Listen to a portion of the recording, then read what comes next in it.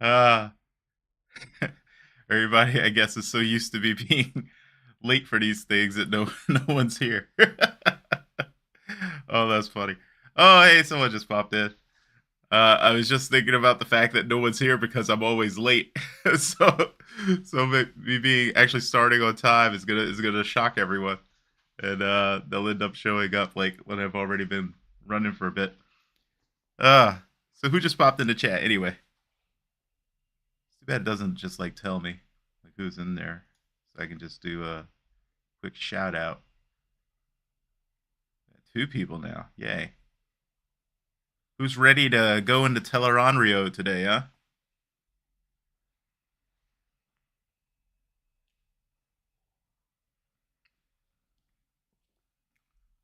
I accidentally let my tea steep for a super long time, but it ended up being delicious. So I think I'm going to steep my tea for a super long time from now on. What's up, Beth? How's it going? Que tal? My Spanish is so bad these days. It's not even funny, guys. All right. How do I sound? I'm actually using a new plugin for my audio today. So let me know if I sound weird or if I seem to be cutting out at weird moments or anything like that. Hopefully, it sounds better. Oh, yay. I was wondering how this episode was going to go. Especially coming on the heels of the big lore drop episode. With the glass columns and everything. I was a little worried that I don't want that. I don't want. I mean, yeah, it could be a peak episode, but I don't want it to be like such the peak episode that everything drops super hard afterward because then it'll feel worse than it actually is to a lot of people. So I'm hoping that it's like, either maintaining that same kind of level or just slightly less, I guess, exciting or stimulating or however you want to put it.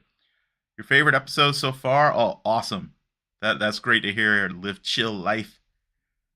Uh I'm probably gonna pick one of those each time I talk to you as your actual name. Oh, also probably favorite. Okay. So is there a lot of good stuff from the books in this one? I know that overall this season is supposed to be one of the ones that pulls more directly from the books, I should say. I won't say like it's most book accurate, but yeah, I mean, that's the whole thing with adaptations, right? You have to pick and choose which things make the most sense to kind of directly translate and which things, make more sense to remix. And they've already done a few remixes this season, which I think have been pretty smart so far. Since we're dealing with dreams, I wonder if they're also going to fold in a little bit from the well, not just Egwene. Let's just put it that way. This one's character development heavy. I find I enjoy that part of any storytelling. Although last week really helped me put the pieces together about the whole story. Yeah, I'm big on character development, so I'm really happy to hear that. I've noticed that a lot of people were kind of confused by last week. Interestingly enough, so I was worried about it a little bit because when you have read the material that they're doing, it's not always easy to tell which things are making sense to you because you already have sort of the source in your head and you're comparing it, and so you know what certain things mean. So I was watching like the guys who haven't read the books and noticing that they were confused by the biggest thing I saw for confusion was people thinking that Rand's journey through the columns was actually him journeying through his past lives in the wheel and not getting that it was his ancestors. You know what I mean? Which is kind of interesting because I think the whole reason why they had Yosha play each part was to make it less confusing for people, because if you kept seeing different people each time, you'd have to have like some more introductory scenes for people to really understand who they were. And so I think it was like people could follow that it was definitely traveling back through time, but I think they just got confused as to what the link was for Rand rather than not understanding that they were separate people. You know what I mean? So it's kind of interesting to see what people got confused by. And the second thing I think was people not getting the connection between Mirren and Lanfear. Like, so either not understanding that it was the same person. Like, I saw some people who thought that it was that we were seeing Lanfear's previous life, which I guess in a way we are. We're seeing, but you know what I mean. That we were seeing like her previous incarnation in the wheel, and not understanding that it was the same person. Um, and also, I'm not sure that the if there was one thing I think the episode might not have leaned heavily enough on for people was the realization that she didn't start out trying to be a bad person. Like when she was drilling the bore and everything, that she actually really did have noble intentions, and things went sideways after that. But I'm sure we'll revisit some of that because now that we got that as like the end of or the last vision he saw, I'm guessing that our cold open in episode 8, because we it seems to be tradition now that we always have a an Age of Legends cold open in the 8th episode. I'm guessing that will be the aftermath of the drilling of the bore when the Forsaken, swear their oaths. Um, but yeah, here's the thing: live chill life. What you said right there, right? When you saw him speaking with Mirren about Luz Theron, you had to know.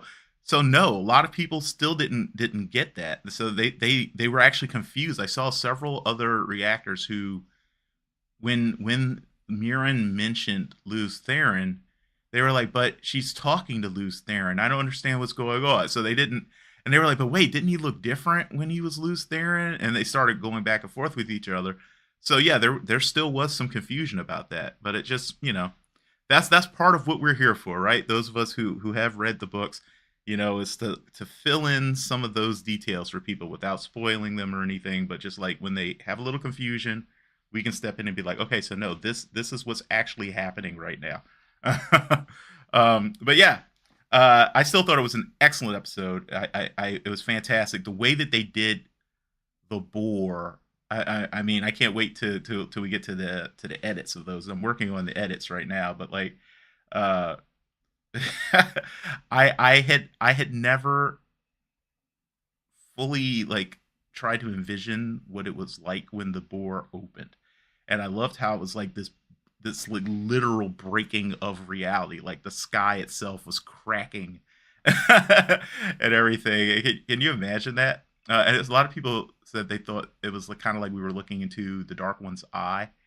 Um, I'm curious as to how they'll actually envision the Dark One. I'm just glad we didn't get a giant freaking hand jumping out of the ground, because that, I'm sorry, but that image was always dumb to me. I remember when I saw it in like the comic, like the graphic novel adaptation that they did, and I was like, please don't do that on screen, because I guess that's not that's gonna come across so cheesy. So I like what they did, though. I like a lot of people. I immediately did think of like an EDM concert or something, or like like I'm fighting the urge to do for the parting gag to do a Skrillex joke because of the distortion that we were hearing. It's funny. I don't know what I'm gonna do for the parting gag on that one, because I have like 4 or 5 different ideas, and I think they're all equally funny. And I'm fighting the urge to put them all together into, I don't know. Maybe I'll do it anyway. It'd be my first like, I don't know, super parting gag where it's like more than one joke pushed together, almost like a sketch. But we'll see. Anyway, let's go ahead and get ready to get into this episode. The pinned comment in chat is how to use the teleparty for today. Um, it's a Netflix extension. Uh, oh, you know what though? I just realized I haven't done the intro. So it's really interesting when you compare a book to a show, because a show has to show some things visually that you may never have thought what it might look like. Right, and of course that's usually the biggest thing you have to automatically do when you do an adaptation from something that's written to a visual format, is that you know, visual versus reading are fundamentally different in that respect. And with reading, you count on the reader to build the image. So you have to be very, very descriptive or vague, depending on how you want to do it. Like sometimes you want to be vague so that the reader can create the image themselves. But obviously, you don't have that luxury really with video. You either, if you don't show something in video, it's for a specific reason, usually because you're trying to hide something for a later reveal. So if you are going to show it, you have to make decisions about exactly what it's going to be like, and the reader, the audience doesn't have that same kind of control over the image. I'm glad. It's funny when I first started doing the party gags, Beth. I don't know if you were around when I talked about this before, but like I first stuck them in there as like just a reward for the people who stuck around all the way to the end of the videos. And so like I didn't even let anyone know that they were there. I didn't have a chapter heading for them, or talk about them in the videos at all. They just were there. And if people mentioned them later, I knew, you're one of the people who watches all the way to the end. But eventually I decided to go ahead and start telling people about them. And there's people like you who can't visualize it all. Arosa, I have a partial issue with that, with aphantasia. One of my friends has total aphantasia. She can't create images at all. No matter how she tries to imagine them. So if she tries to imagine them on her own, she can't do it. If she tries to make it from like another person's description, she can't do it.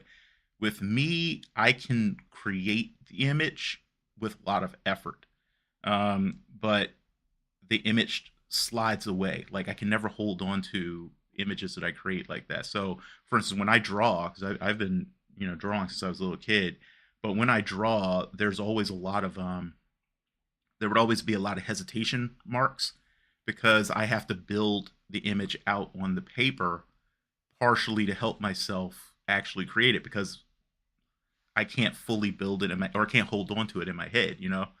And when I read a description in a book, I don't build an image unless I force myself to. So like when I'm just reading it, I'm just reading it and it just sort of slides right past. Whereas like, I have other friends who they're, I guess, I don't know which side is normal, to be honest with you, or which side is more average, I should say, because they're both normal, obviously.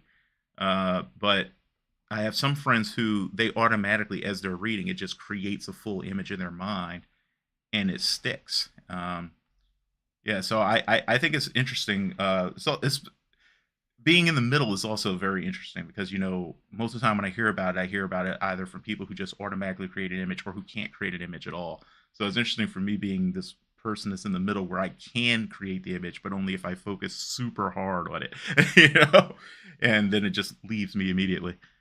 You don't even remember all the Watt descriptions. Your brain doesn't retain them. You do remember what happens though and how it felt. Yeah, Rosa, that's mostly how my brain works with stories too. Like, the parts that I remember are really just the functional aspects of like what actually happened in the story.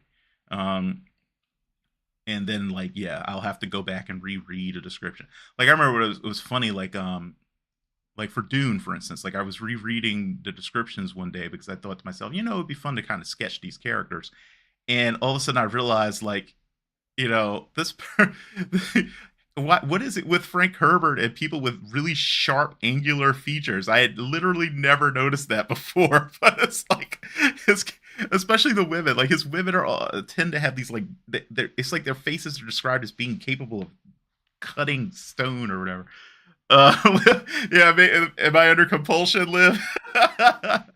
Yeah, maybe that's why I always hesitate when I draw.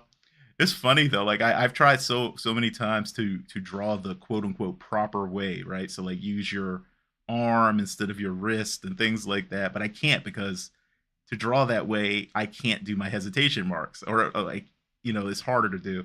And so like I have to have a much more complete image in my head of what I'm trying to make, and that's just not how I draw. It's really funny. I need to get back into that, especially with digital art. Like I was never able to really pick up digital art very well, and I have a tablet that's just been sitting unused in my desk drawer for years now, literally, because I can't figure out how to get it to work. But yeah, let's do an intro, guys. Huh? What do you say? We can get loosey goosey. All right. Hopefully, I haven't been talking too long, and Teleparty will eventually time out if you don't start it within a certain amount of time. So hopefully that won't happen. But anywho, greetings, tasty morsels. It's Reverse BLT here. Welcome back to my channel. Today, I am watching episode 5 of the 3rd season of The Wheel of Time, which is entitled Tel'aran'rhiod. There's lots of different ways to pronounce that. It's interesting. This is one of the ones where I probably don't actually say it quite like the glossary says, because I'm pretty sure the glossary says that the part in the middle is supposed to be Iron, and that's really hard for me to do. It's like Tel'aran'rhiod, which is just strange. So I almost always will end up saying Tel'aran'rhiod, but doesn't really matter. It's not like the Dark One's going to come out and grab us if we say it wrong. He's got bigger fish to fry right now. But yeah, that's the world of dreams. So I'm not gonna explain it because I'm quite certain that in this episode, this got it as the title. They're gonna go over all of the metaphysics of Tel'aran'rhiod. And what you probably remember from previous discussions of it is that things that happen in the world of dreams can affect people who are in the world of dreams. That's about as far as we'll go. It's kind of like Freddy Krueger rules. What's up, Blue Tulip? Uh, oh yeah, and I don't know if any of this ever makes it into an edit, but if you ever are watching an edited version of this and you see me randomly look down and say something to like something off screen or whatever, I'm talking to people in chat because these start as live watch along. So make sure you watch your schedules for those because that is how I will probably do pretty much everything from now on. Is it'll start as a live watch along and then get edited down and perhaps make it to the channel depending on whether it looks like it'll actually do well on the channel. Either that or it'll go to Patreon, one or the other. Anywho, back to what I was talking about. So yeah, I'm assuming that this episode will mostly be about Egwene because as we have learned recently, Egwene appears to have some sort of interesting connection with the world of dreams. She was able to kind of like teleport herself around to escape a situation that Lanfear was creating for her, pretending to be Rena. And that's how she ended up accidentally alerting was that Bear from one of the wise women with the Aiel that they were on their way. That's how they knew they were coming. And Bear told her that she was going to give her some training, I guess, to help her defend herself against the attacks that she's experiencing in Tel'aran'rhiod. So I'm thinking that's what this episode is about. Previous episode we kind of got, I guess, in a way, Rand's training in a dreamlike world. We got Moiraine experiencing tons of futures in which she died over and over again for the most part. And now it's Egwene's time to get a little training. Oh yeah, and of course Avienda went through the rings as well.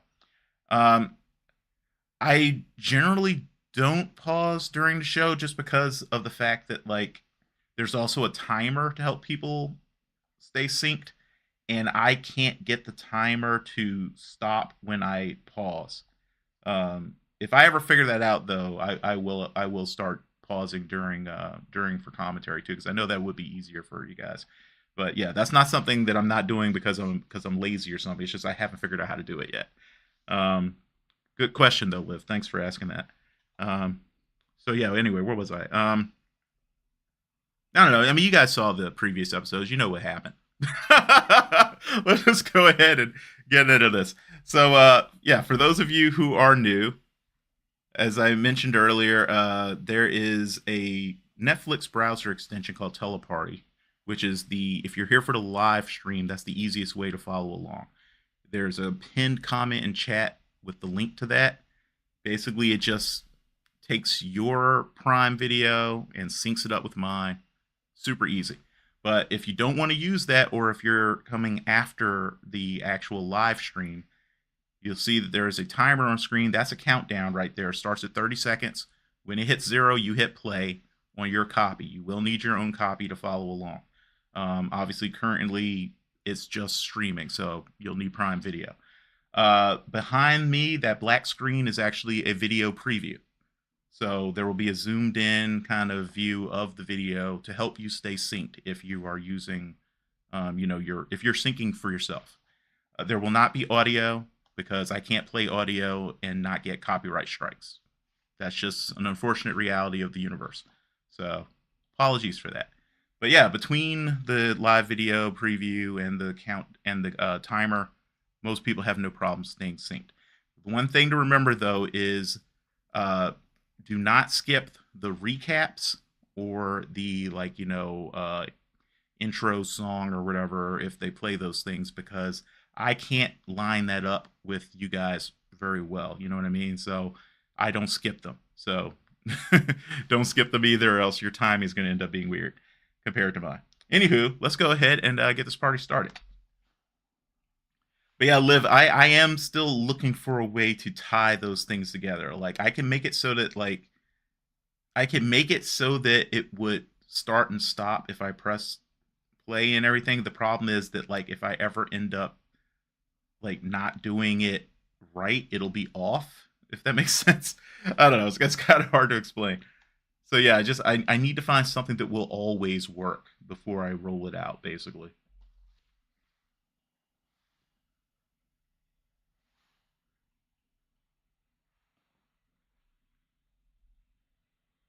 Tanchico.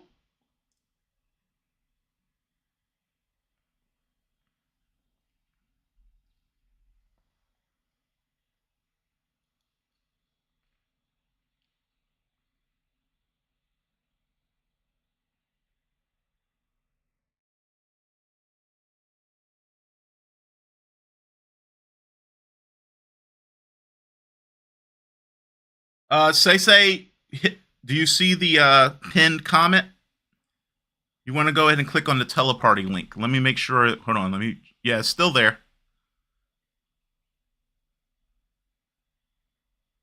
And then hit the red TP logo once you click on it, and it should it might have to add like an extension.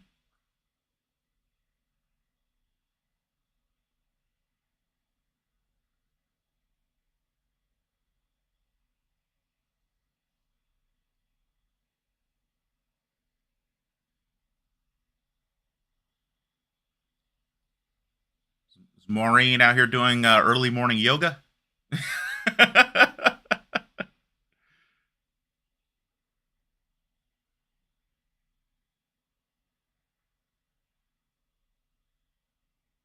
It's too much power for you, girl.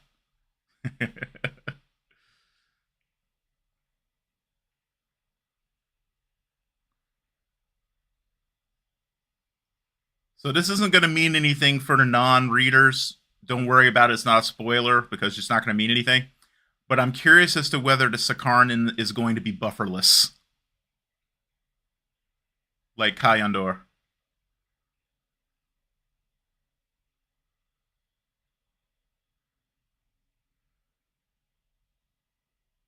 It's kind of looking like maybe.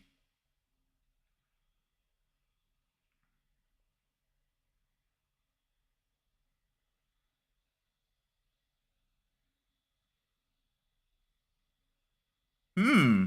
Yeah, maybe. Okay.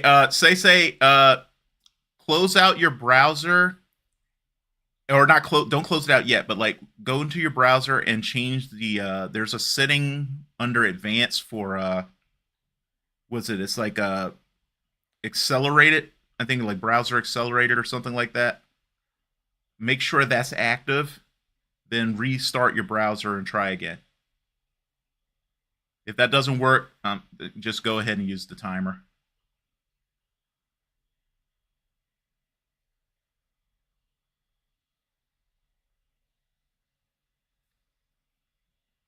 Yeah, there's like looks like there might be a bug where it comes to hardware acceleration in browsers.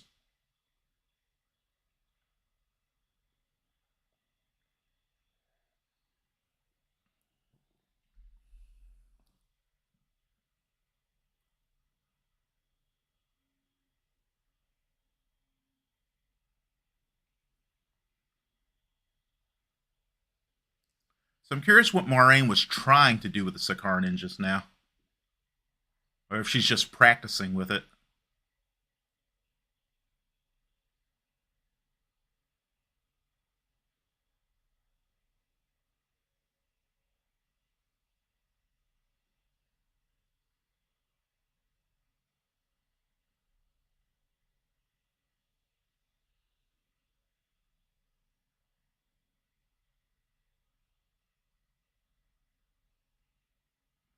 Hmm.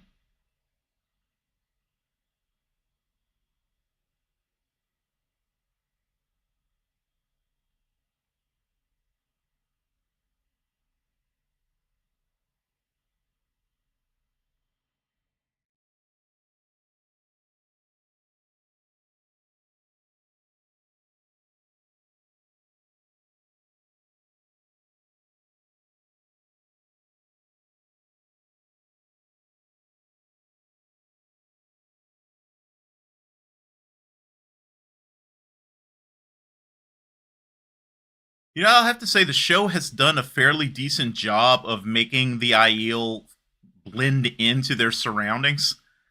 Uh, like even knowing they're there, I'm having a hard time seeing them. Though I did laugh at the previous was it the previous episode where they didn't realize the Shido were there until they were literally right on top of them when they were like super visible. That was funny.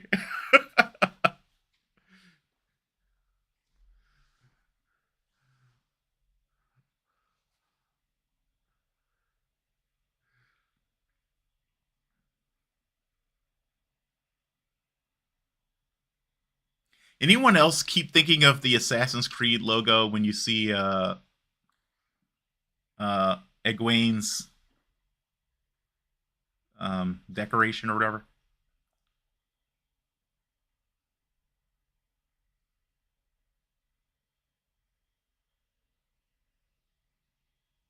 Hmm. There's so many weird little ways that they're still like Tuatha on.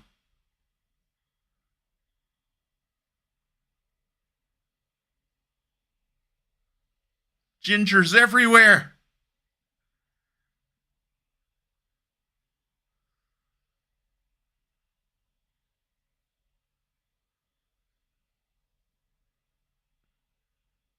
I'm just gonna just show everybody.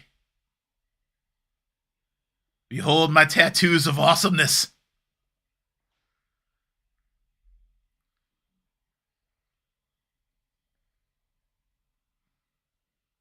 Oh, that was cheeky. That was cheeky. Having him just say "I am." I saw what you did there, writers. I saw. I saw all of it.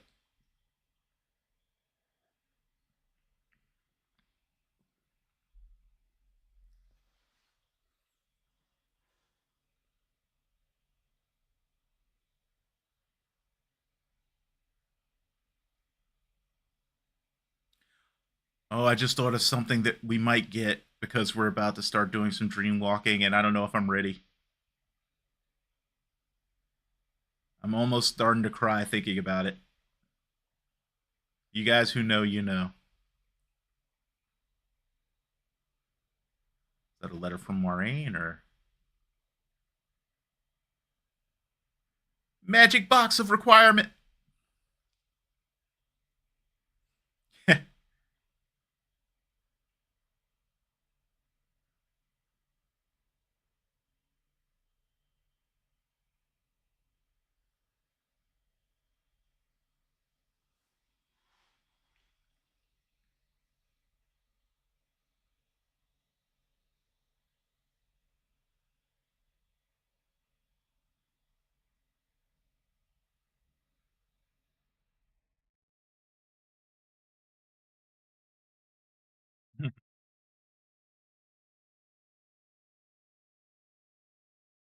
I don't know, Beth. She might be like me. Like if I smell an interesting smell, I pretty much have to smell it. So,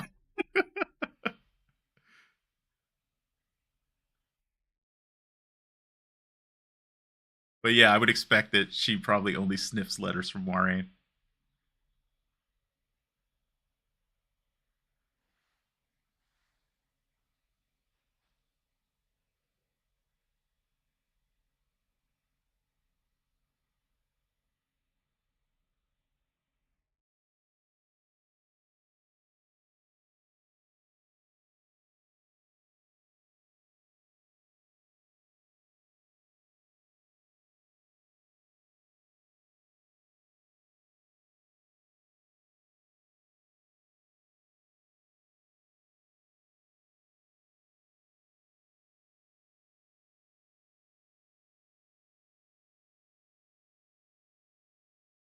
Hmm.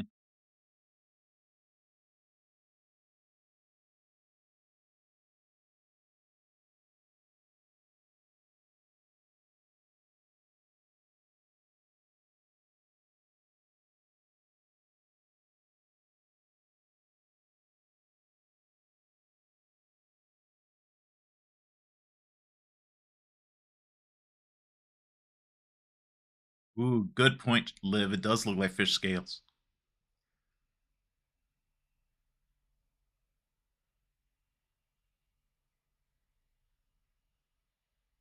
Okay, Elida, I don't like you. Fucking classist trash.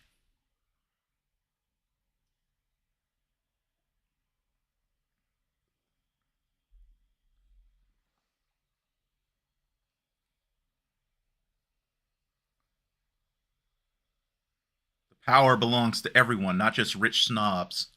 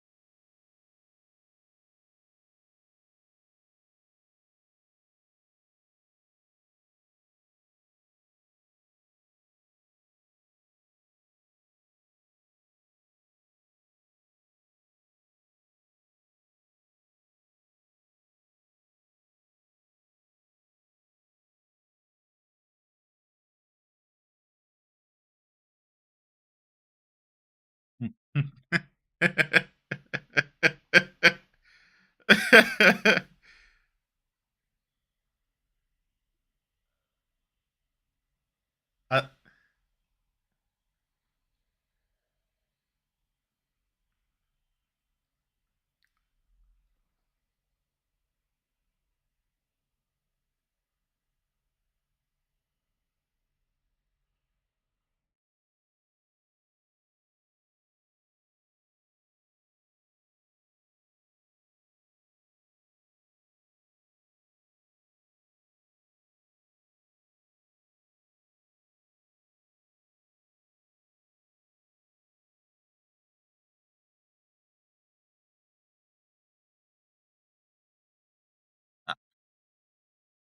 I love Aes Sedai conversations.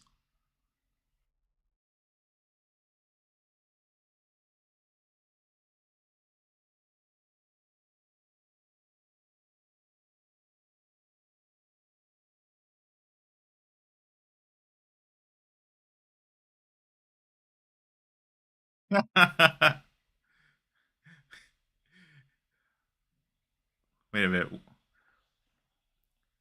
I'm getting a bitrate warning. That's weird, though. I don't see a problem. Hmm. What's up, Fail?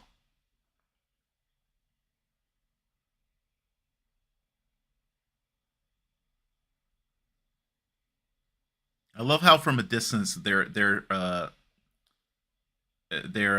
sept just looks like a pile of rocks.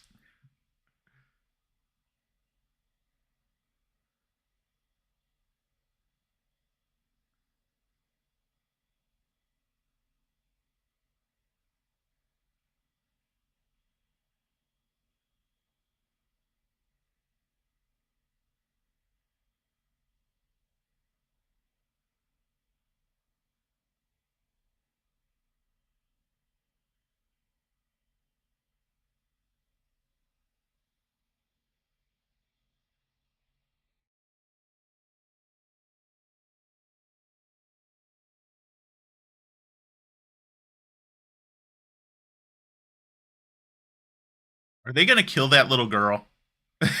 That's, that's, okay.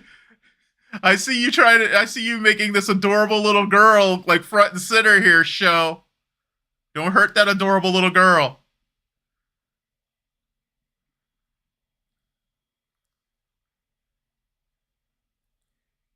Oh, I see you guys already answered that question. Excellent. Thanks for holding it down in chat. Beth and Light Blinded.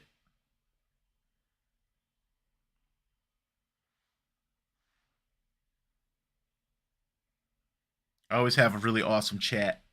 It's full of people who are helpful and who know not to how they know how not to spoil people. Oh, we're channeling whatchamacallit in Jordan pretty hard right now. What is that place called?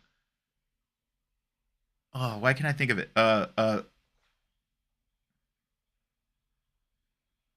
Oh, it's right there on the tip of my tongue. That city that's carved into stone.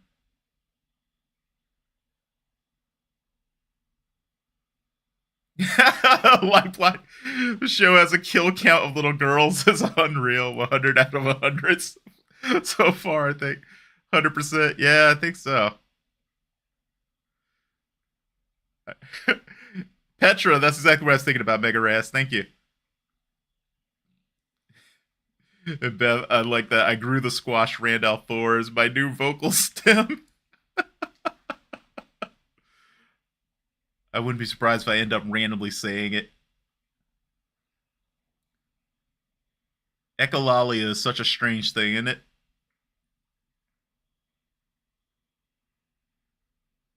I have autolalia more often than echolalia, though. I'll just randomly say things that are in my head, and I'll just say them again and again. The one I have that I still can't figure out is I'll randomly just be doing stuff, and I'll say something like, uh, take the ship to warp, Mr. Jensen. And I'm like, okay, I watched a lot of Star Trek, but I'm pretty sure there was never a Mr. Jensen in any of those shows. So where did that part come from?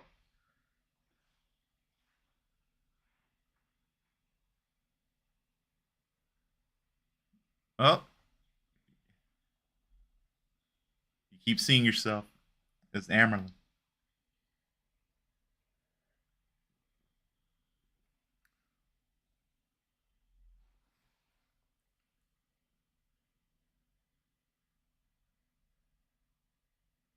She sees herself as a wise one. It's interesting. Oh wait, she went to into the dream as a wise one garb, didn't she?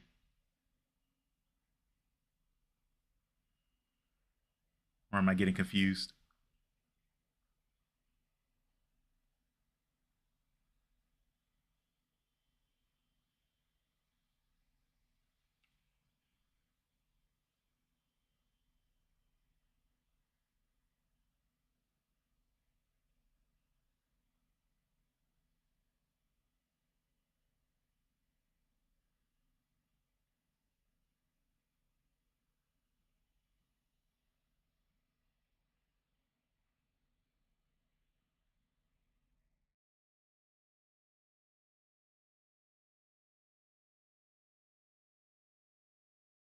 And Egwene has always been someone who tries to run before she walks, though.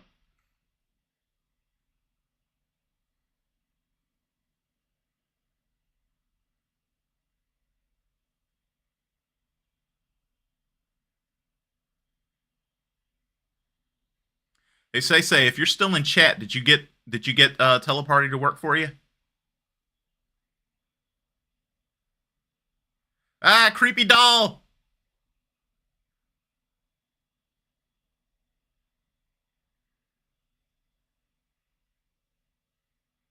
Are these people waiting for their turn to be spun back out of the wheel?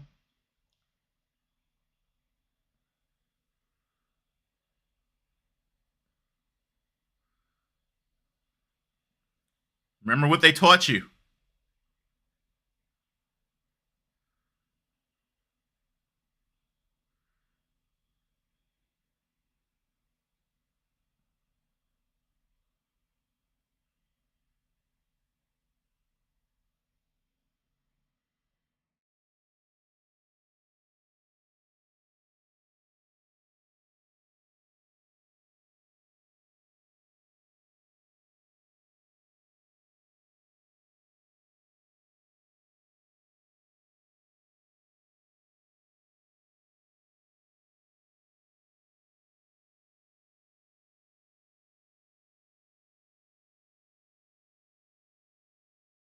She never met Lanfear, did she?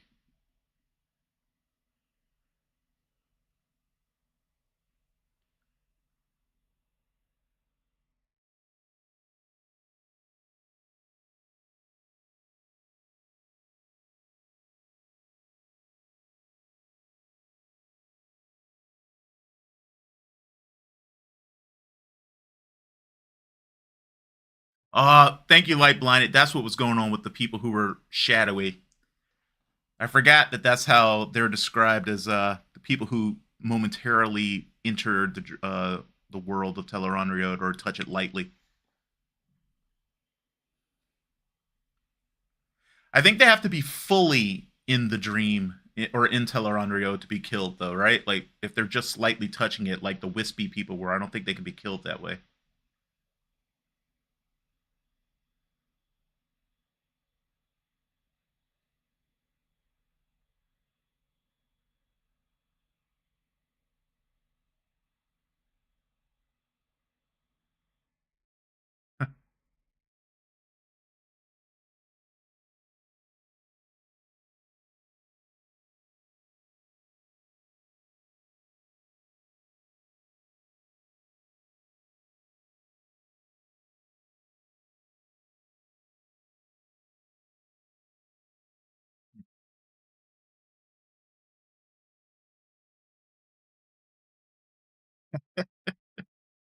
Oh, this is so interesting.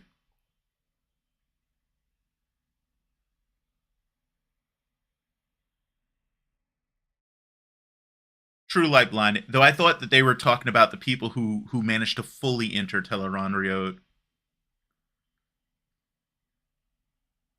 because that happens too with some people, where like most people just sort of flit in and out lightly, but some people accidentally get there all the way for a little bit, and then they're in danger. But I don't know. I could be just misremembering.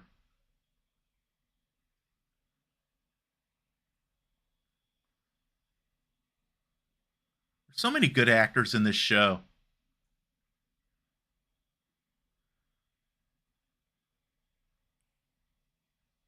Acting all like befuddled like this, that's not easy.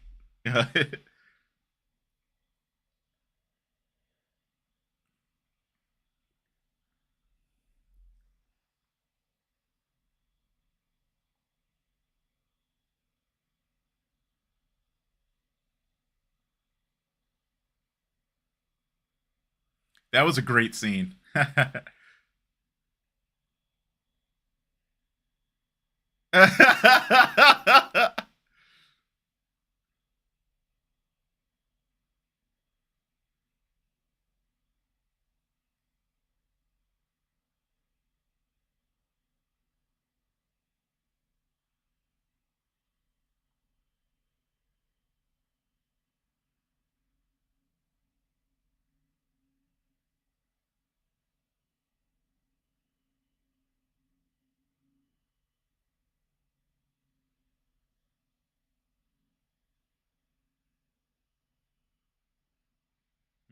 Yeah, that's a whole nother layer of acting like blinded. Acting like you're befuddled. Yeah.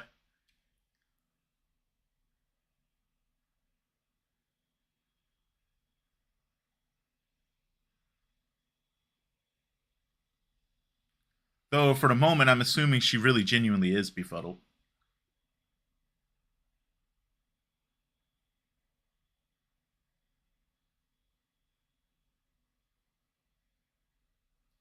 Are they with Bail Doman right now?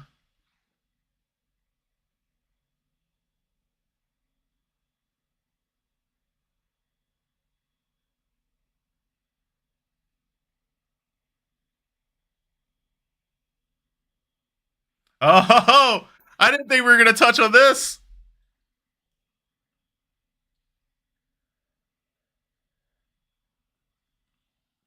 Okay.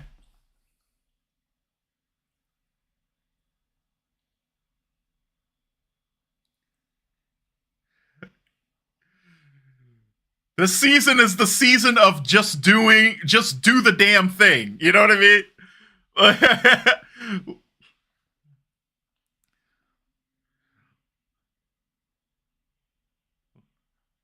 Like, we raise a question, we're going to answer it pretty much immediately.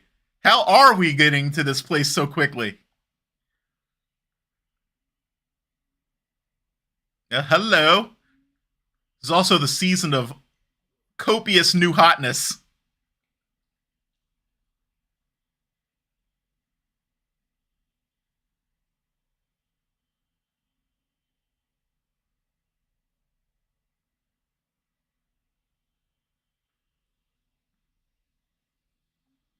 Do what the hot sea mistress says.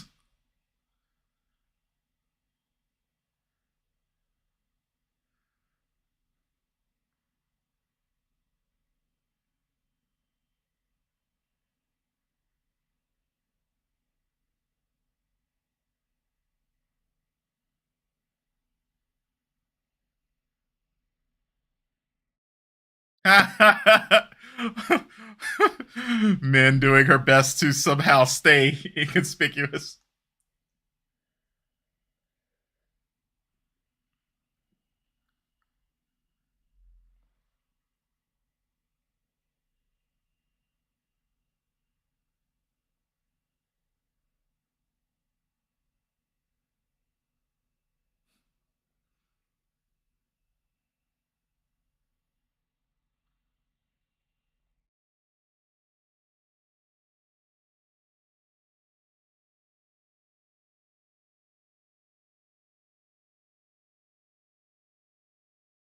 Look, Mr. Torture Guy, I know you have a boner for torture, but shut the fuck up.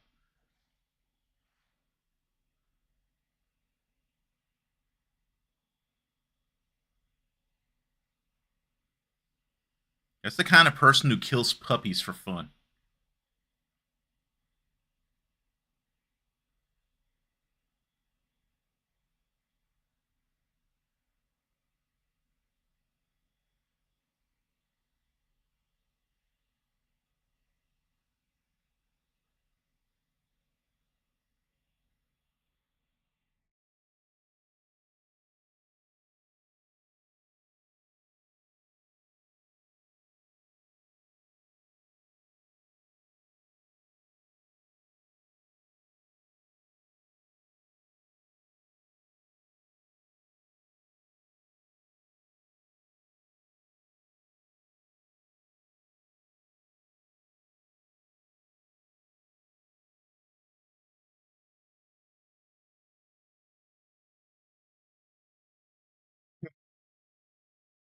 Did you? I mean, seriously, Natty, good on you for making an effort, but did you really think that was going to work?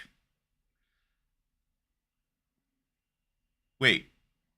Oh shit.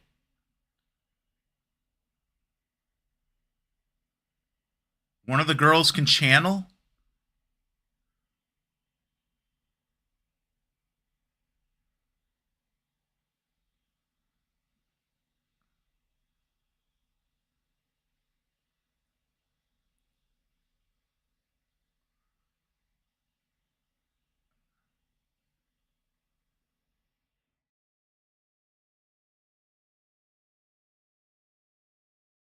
God damn it.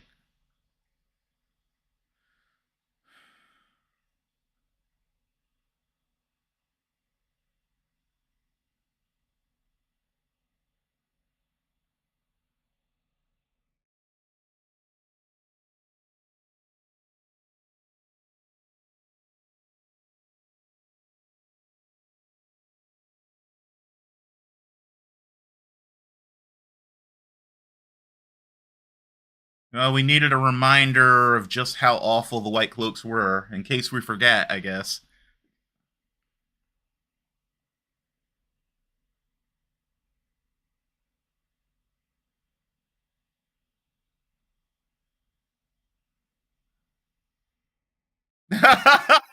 Bane, Bane and Shion approve.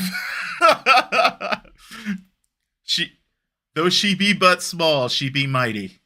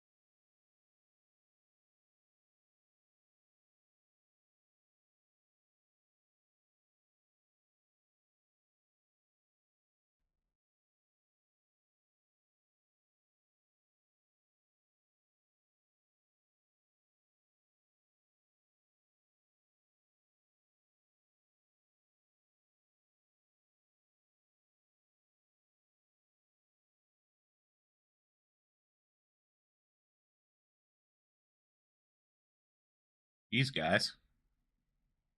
You know, the Wheel of Time universe really needs more like licensed therapists.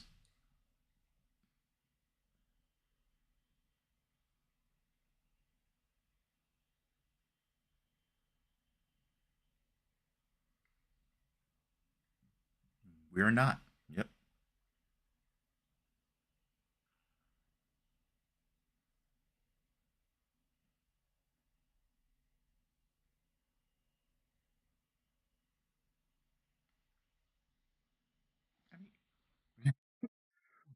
Why do people keep acting like farmers can't become an army?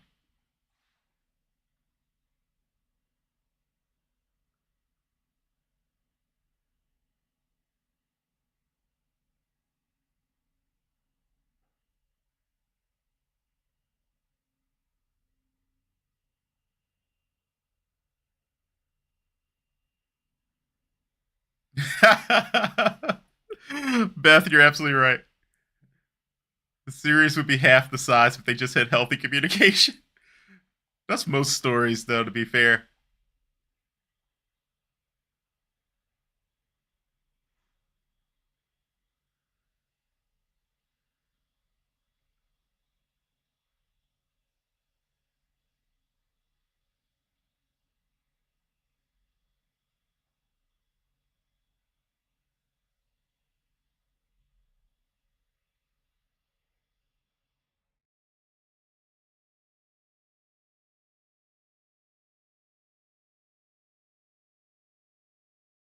That's a bold statement for a warder.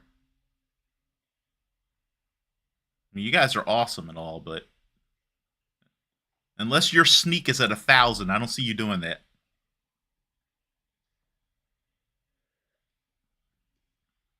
Are you going to release him from the bond? Or would you just let him back in?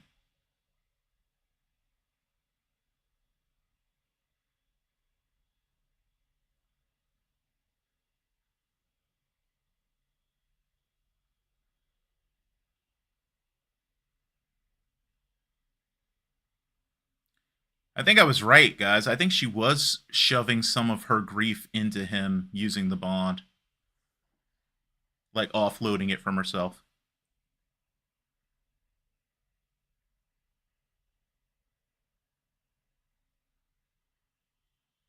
Yeah, you'd be surprised how many kings are like that, Lan.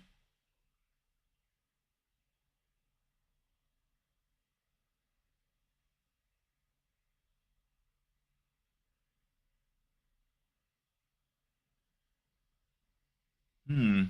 Revenge element of the bond. Interesting idea, like blinded. Hey, guess who I don't trust? I don't trust you.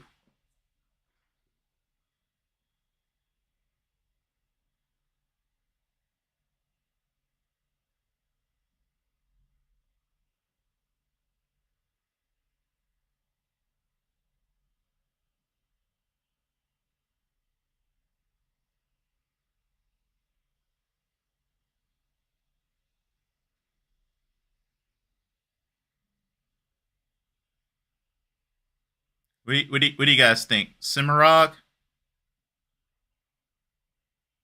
Because I don't trust her. She ain't curvy enough to be Grendel. So I'm guessing Cimarog.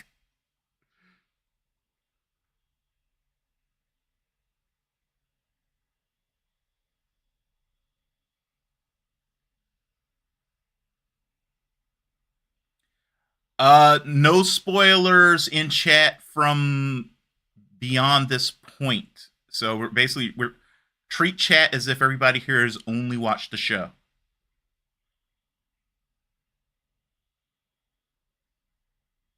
Thanks for asking, Lightblind. I probably should have. I should start like I should say like a spoiler warning. You hint like teasers are okay, so you can mention names. Like I just mentioned Cimarog because someone would have to look that up in order to spoil themselves. Just hearing the name doesn't tell them anything. You can elaborate on some of the way things work as long as they don't give away plot points, stuff like that. You know.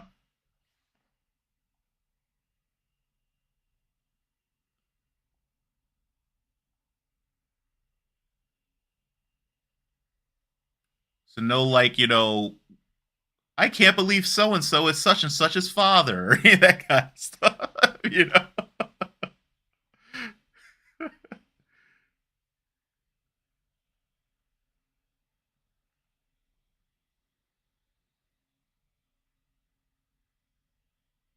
I'm gonna have to resist the urge to go for low hanging fruit and do a Palantir reference with the Sarkarnan in any of the parting gags.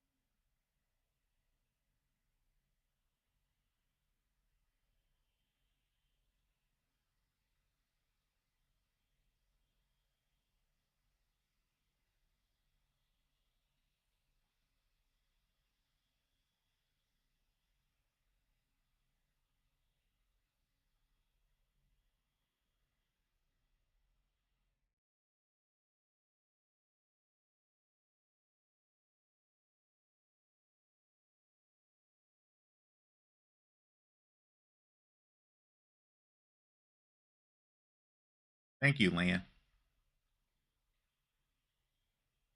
Yeah, you don't let your one of your best friends say something like that and just like sit there. That's a I'm gonna hug you moment.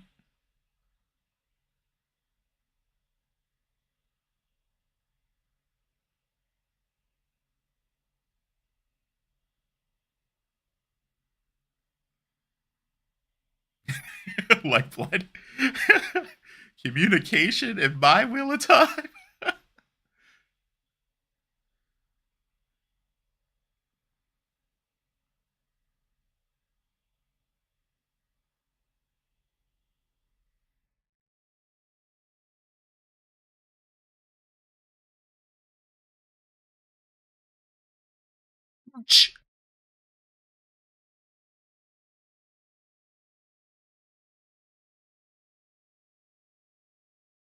Good for two things: degreasing engines and killing brain cells.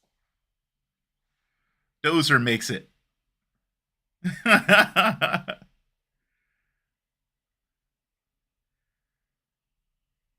So I'm assuming they make it out of some sort of cactus or something. It's like it's probably one of those. What is it like? Some kind of tequila, basically.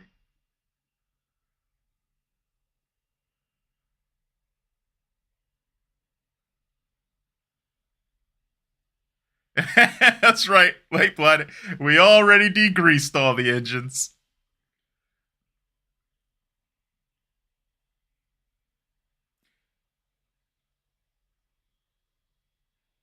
I was about to say, how you gonna bogart someone's room and then shush them?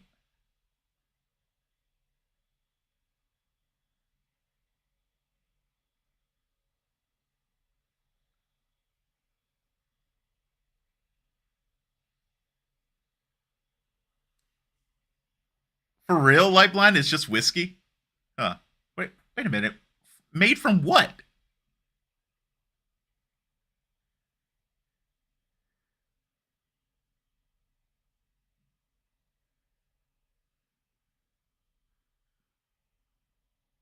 You know, she tried to keep you from looking at it, Matt. It's your own damn fault.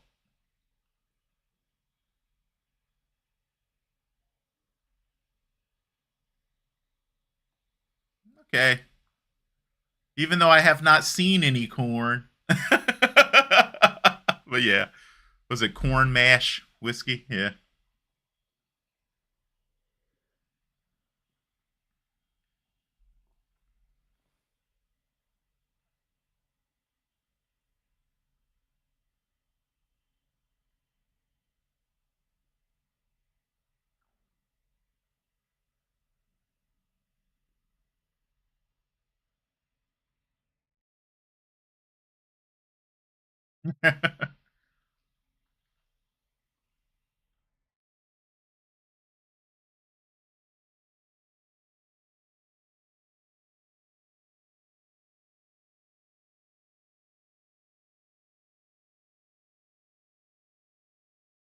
Always in motion is the future. Yep. Elaine's noticing it. Little bit of true.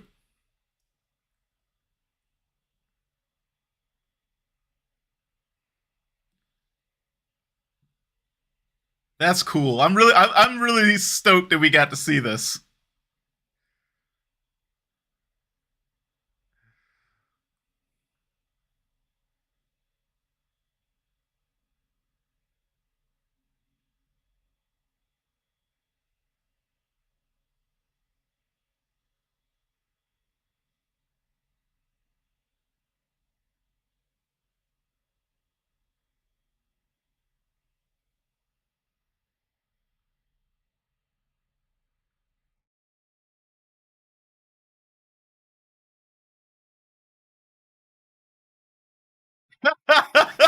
Like, the latest TikTok dance is born. Hey, I would not be mad. I would not be mad. I'm enjoying looking at this.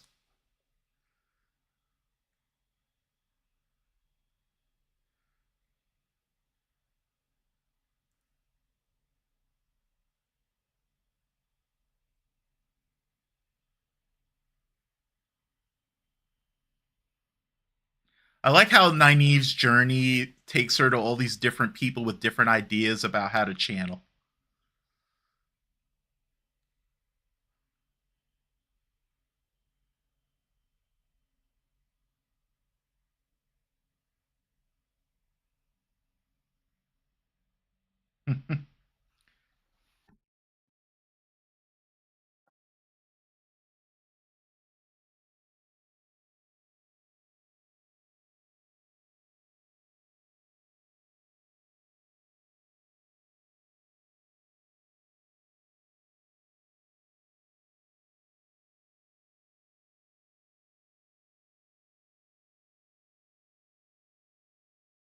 Yeah, that was really well done.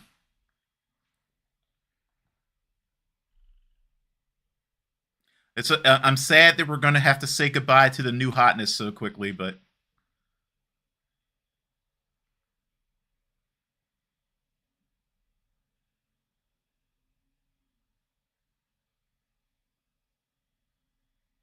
hmm.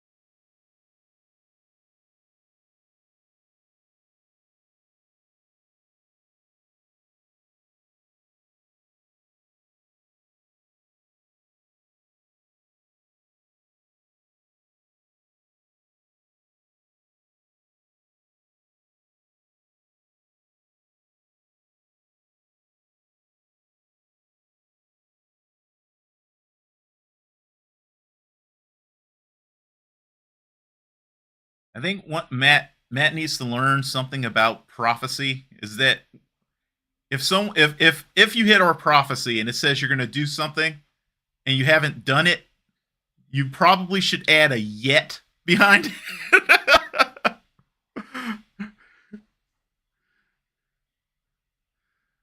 I like the fireworks, by the way. And no, that wasn't a spoiler because I have not read the full book series, so I have no idea what ultimately comes of that particular prophecy. I'm just saying, if someone gives you a prophecy,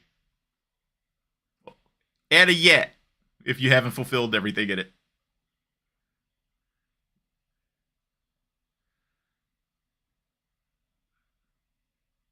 Nice little callback to when he wanted to rob the guy in I forget the name of the other city. No tanning on the beaches. What you doing, Elida?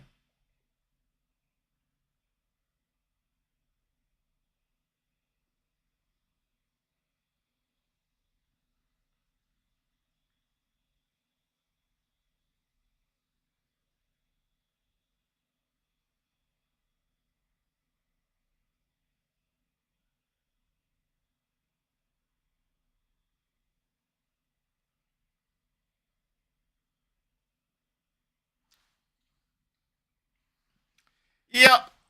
Because remember, they can kill you if they know you're Black Aja. It's not against the oaths.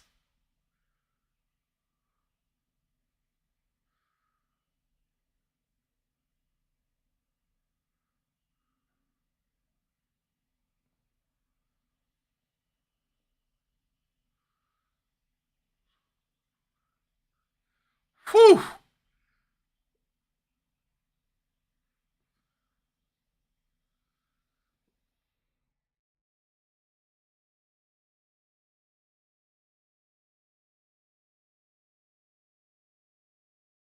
Gray man.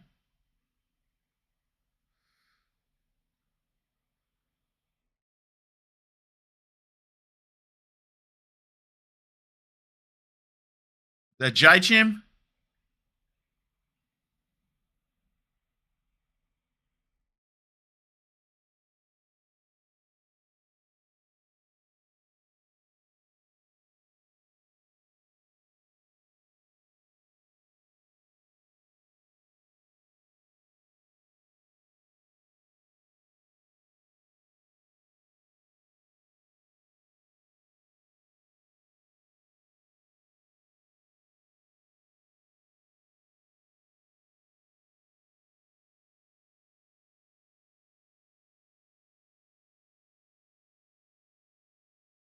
To be fair, light blinded Jaichim never wanted to be gray. He was forced into it.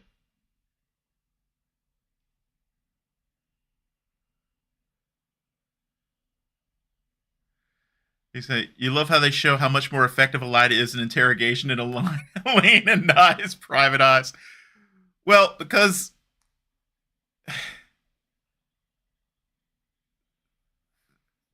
that was torture.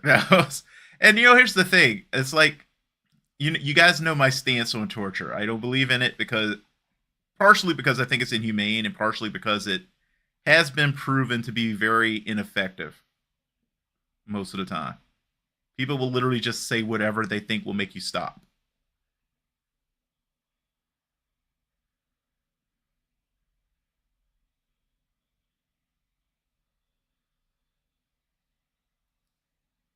Though, I don't know. Wolf heads, no.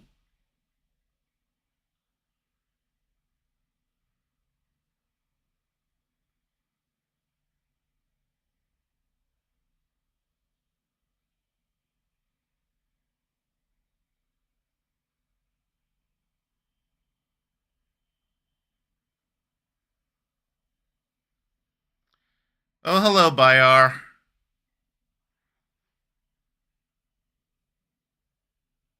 I hate the questioners so much.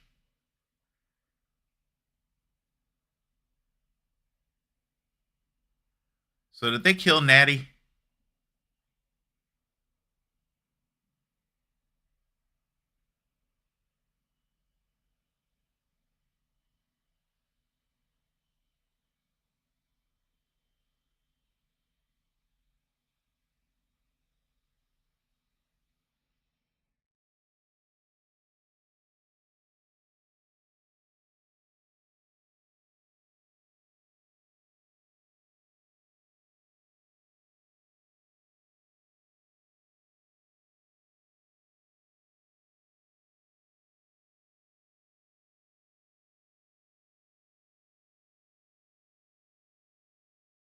I wonder how long they're gonna make us wait for Eamon Valda to die.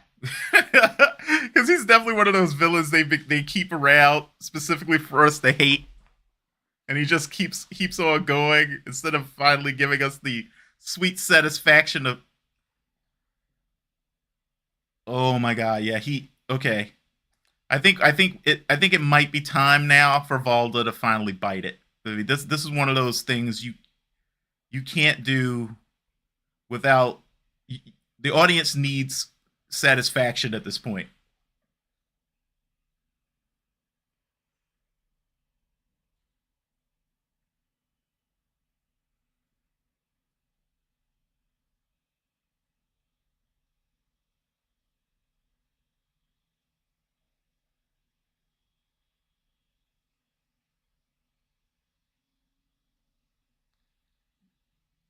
Raise a barrier weave, like all around yourself.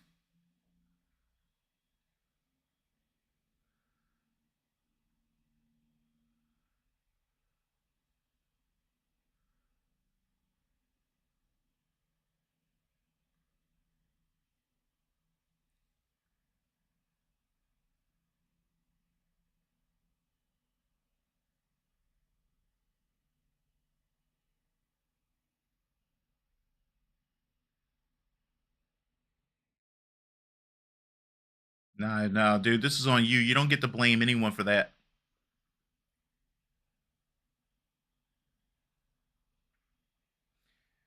Hey, does she have Riddick knives? Yeah, yeah, get him.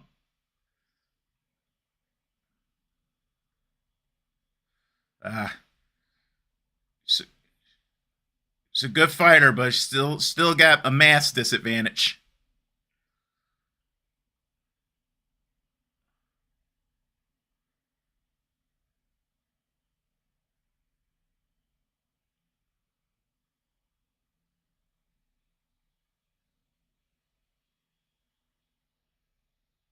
Uh, nice cut.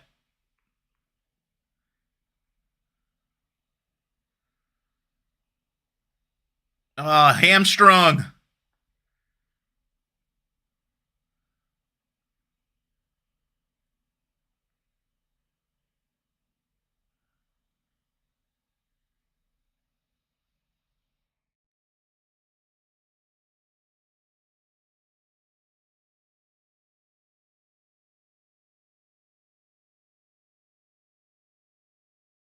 Hey, seriously, guys, can,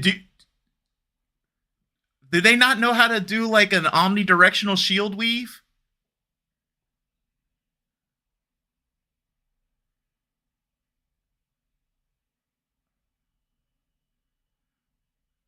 I guess they just make it with moving flows of air, so it's not going to be effective against everything.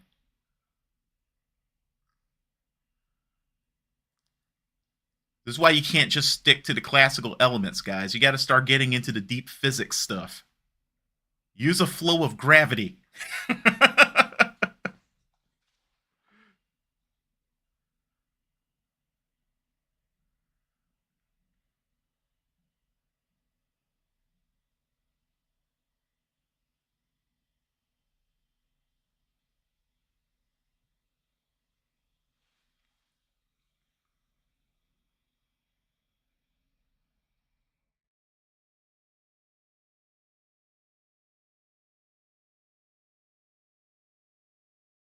Yeah, still unfortunately kind of true.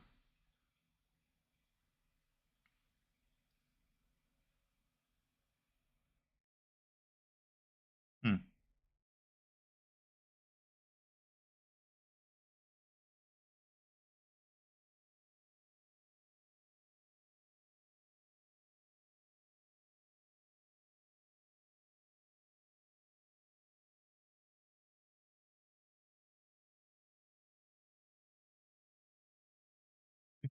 I said ER.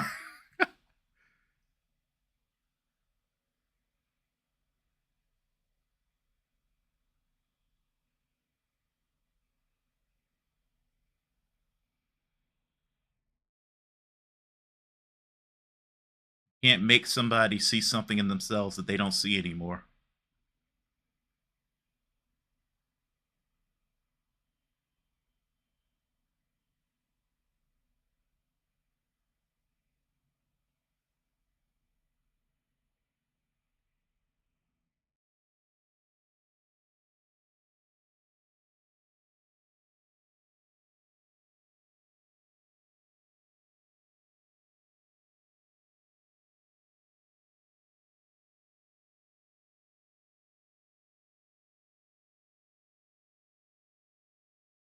Yeah. Yeah. She can never go back to being Mirren, unfortunately.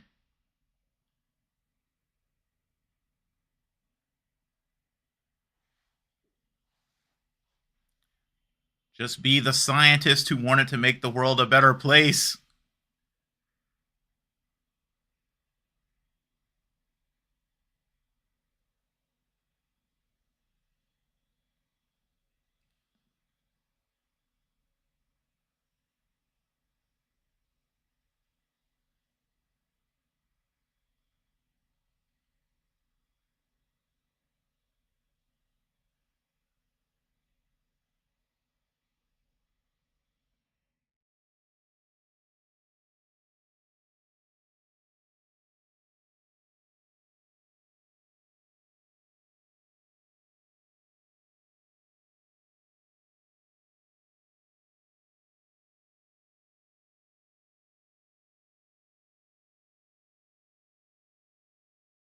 The wheel weaves as the wheel wills.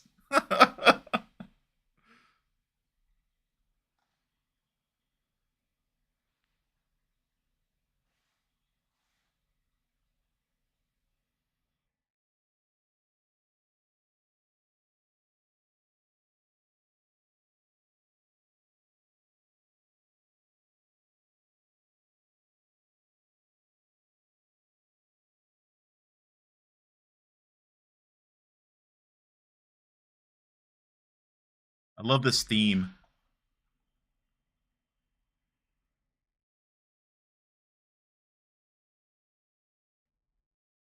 Remember, guys, you always have to light your special candles before you go into Tel'aran'rhiod.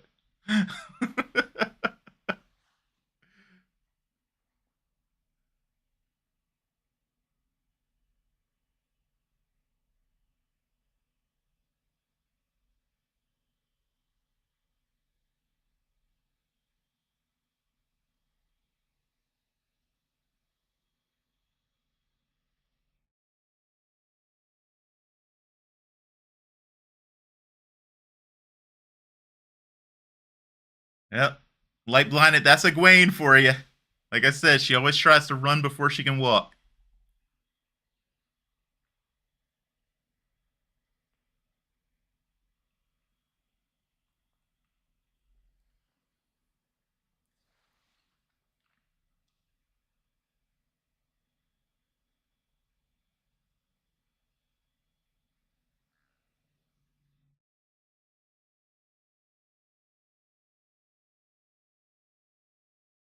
Dreamwalking is fun, though confusing.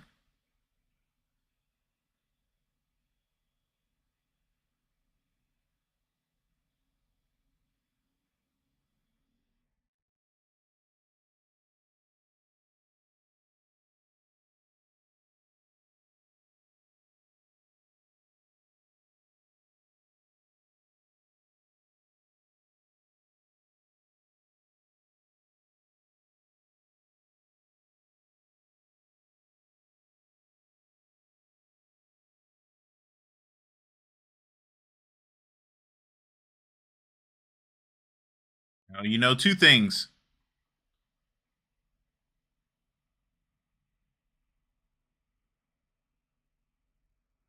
Interesting, and that's it.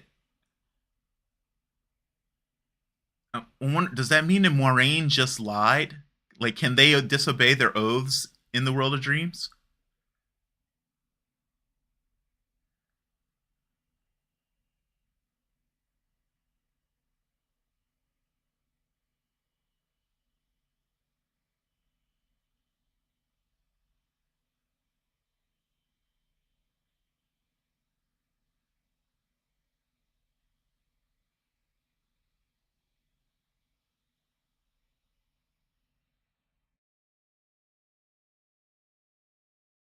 Hmm. Are you sure? I mean, leadership has its own power.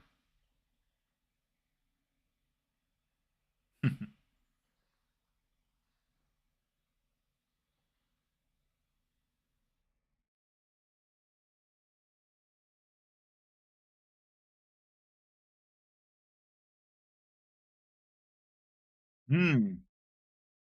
Good way of looking at it. I like the ambiguity in it, like Blinded Fool, like whether or not she actually lied, or if it was the truth from a certain semantic point of view.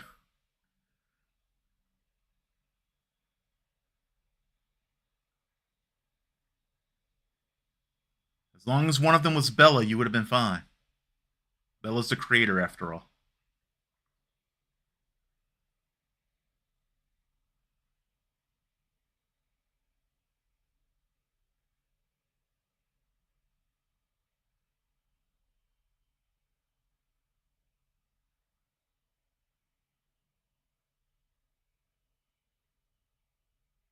No, that's sad.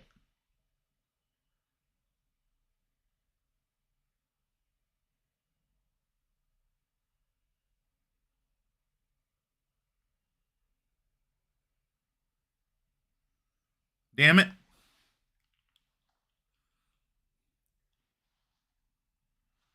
guys stop.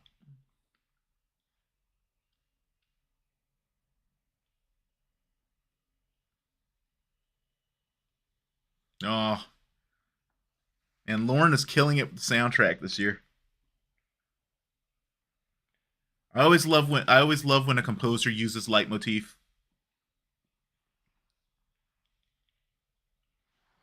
That was sad.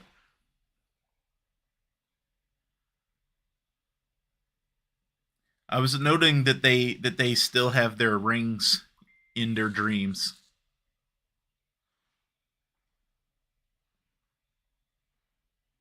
Sorry, just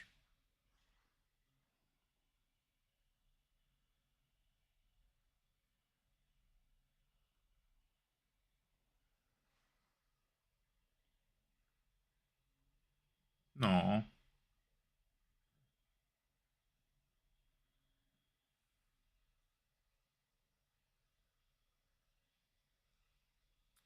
I wonder if it's really her because I think there was that idea at least in the book. I don't think it's a spoiler because I don't think it, at least not where I'm at. It's not confirmed. It's just an idea that someone had that in Tel'aran'rhiod you could see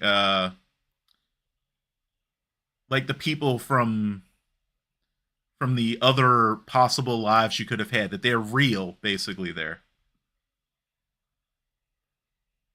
So that could actually have been Nynaeve's daughter from the rings.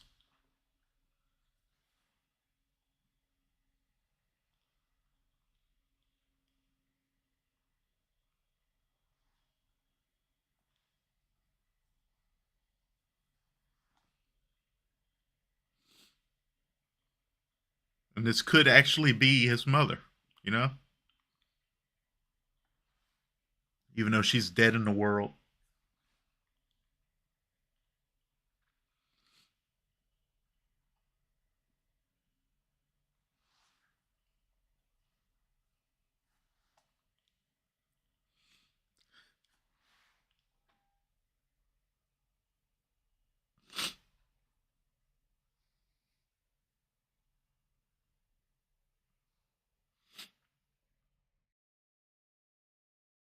Oh, already hanging out in dreams with him, huh, Fael? Hopper, still bestest of boys.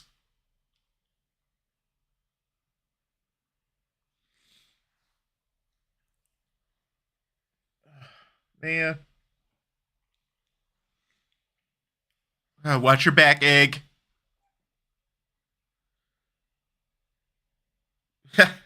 Oh man, what a shot!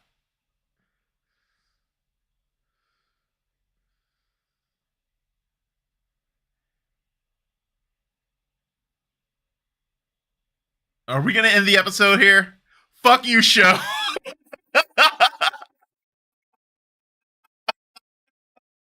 uh, you can seriously just fuck all the way off right now, show. Oh my goodness. uh, hold on.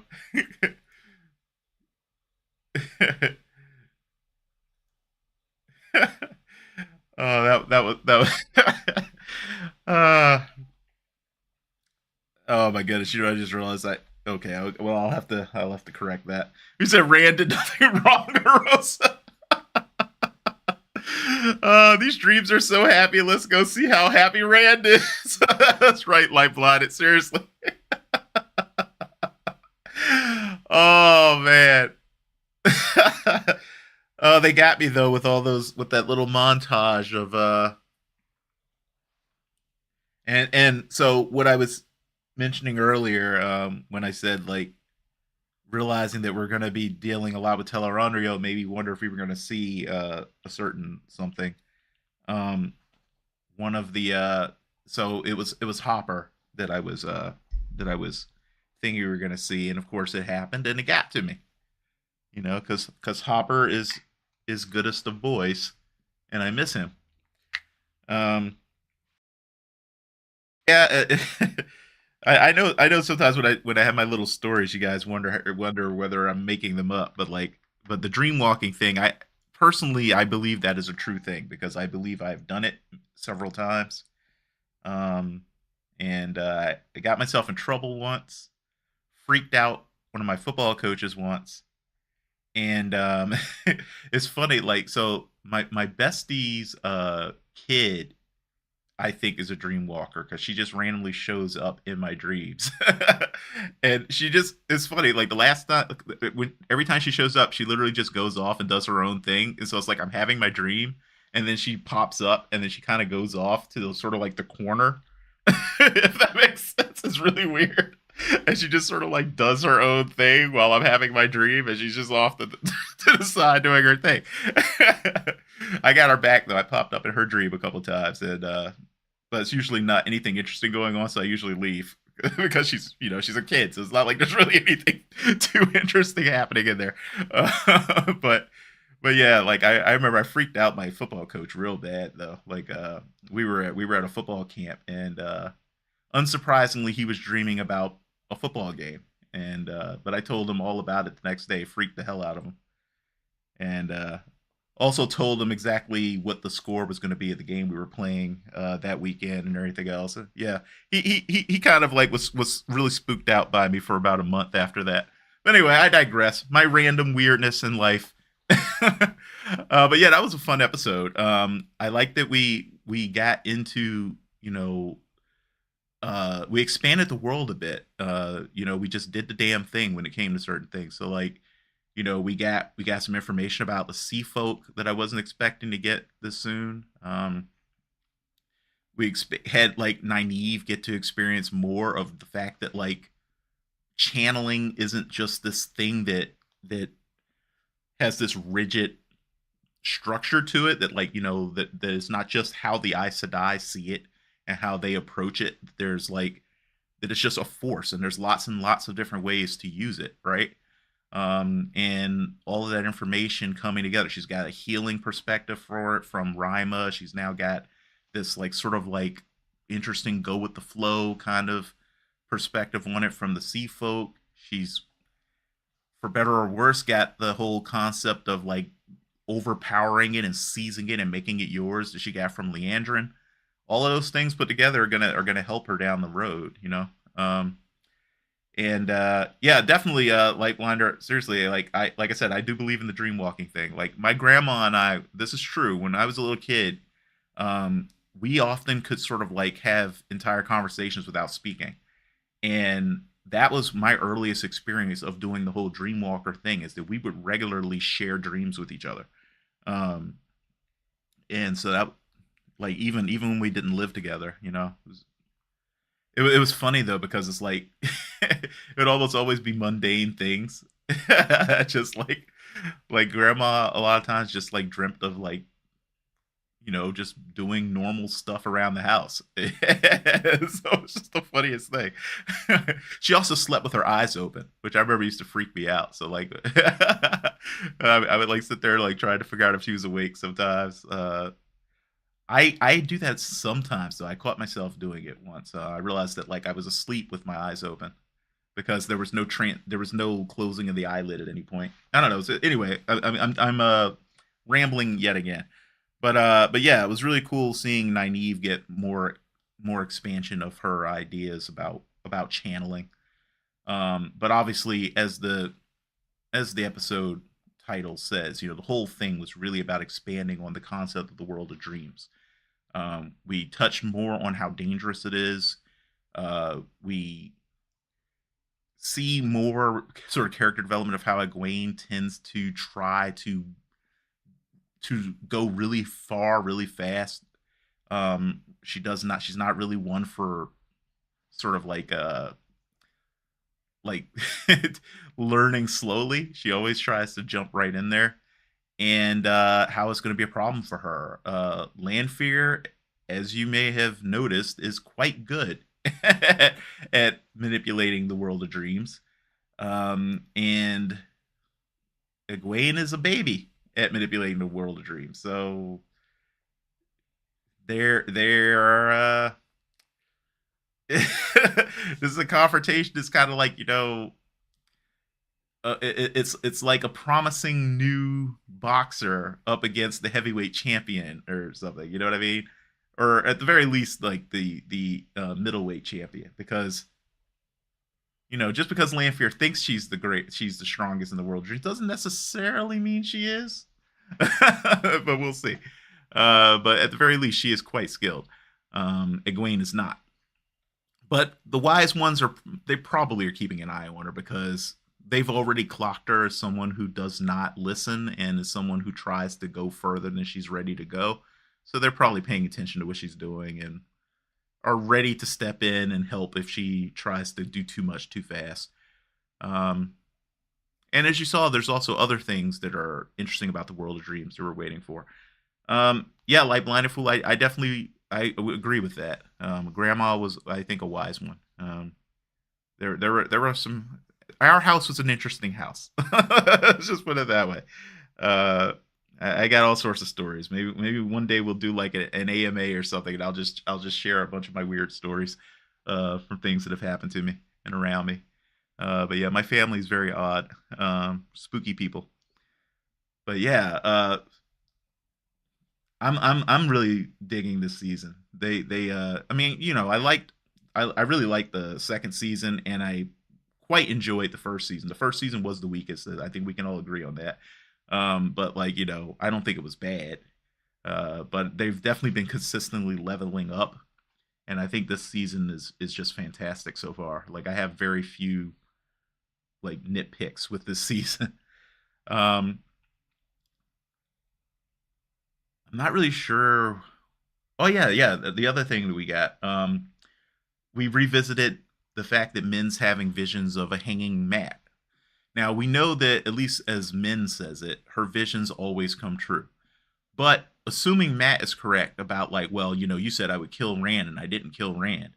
It could be one of those things where it's like, yeah, her visions always come true, but there's still an element of interpretation involved, right?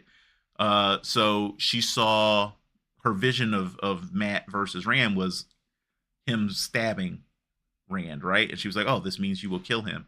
Then we saw Mat stab Rand with his dagger, and it didn't kill him; it just gave him a wound that won't go away. Um, but again, we don't know if that's because she just misinterpreted it or if the actual "you will kill Rand" part just hasn't happened yet. So now we see Mat hanging in a certain door frame that, if you guys go back, you will realize you've seen before. Most of you, I'm sure, have noticed it, though. Does that mean that Mat dies? Does that mean that Mat just gets hung? Does it mean that he imagines himself getting hung? Does it mean it's maybe it happens in a dream, or maybe it's like an illusion that one of the Forsaken casts or something. Like, who knows? There's so many different possibilities there as to why she saw that. Um, I like that it also kind of references back to what what was the other one's name? The younger wise one. Because Bear's the older one, right? Who's the other one? M- M- M- M- Malay, Melise, is that her? I forget her name, but like the other one was talking to Moraine about the fact that when you see the future, or if you know too much about the future, it can cause disaster because you either act too confidently. It's another thing I can tell you guys about at some point in story time. I definitely screwed myself over with too much knowledge of the future with something, but we won't talk about that right now.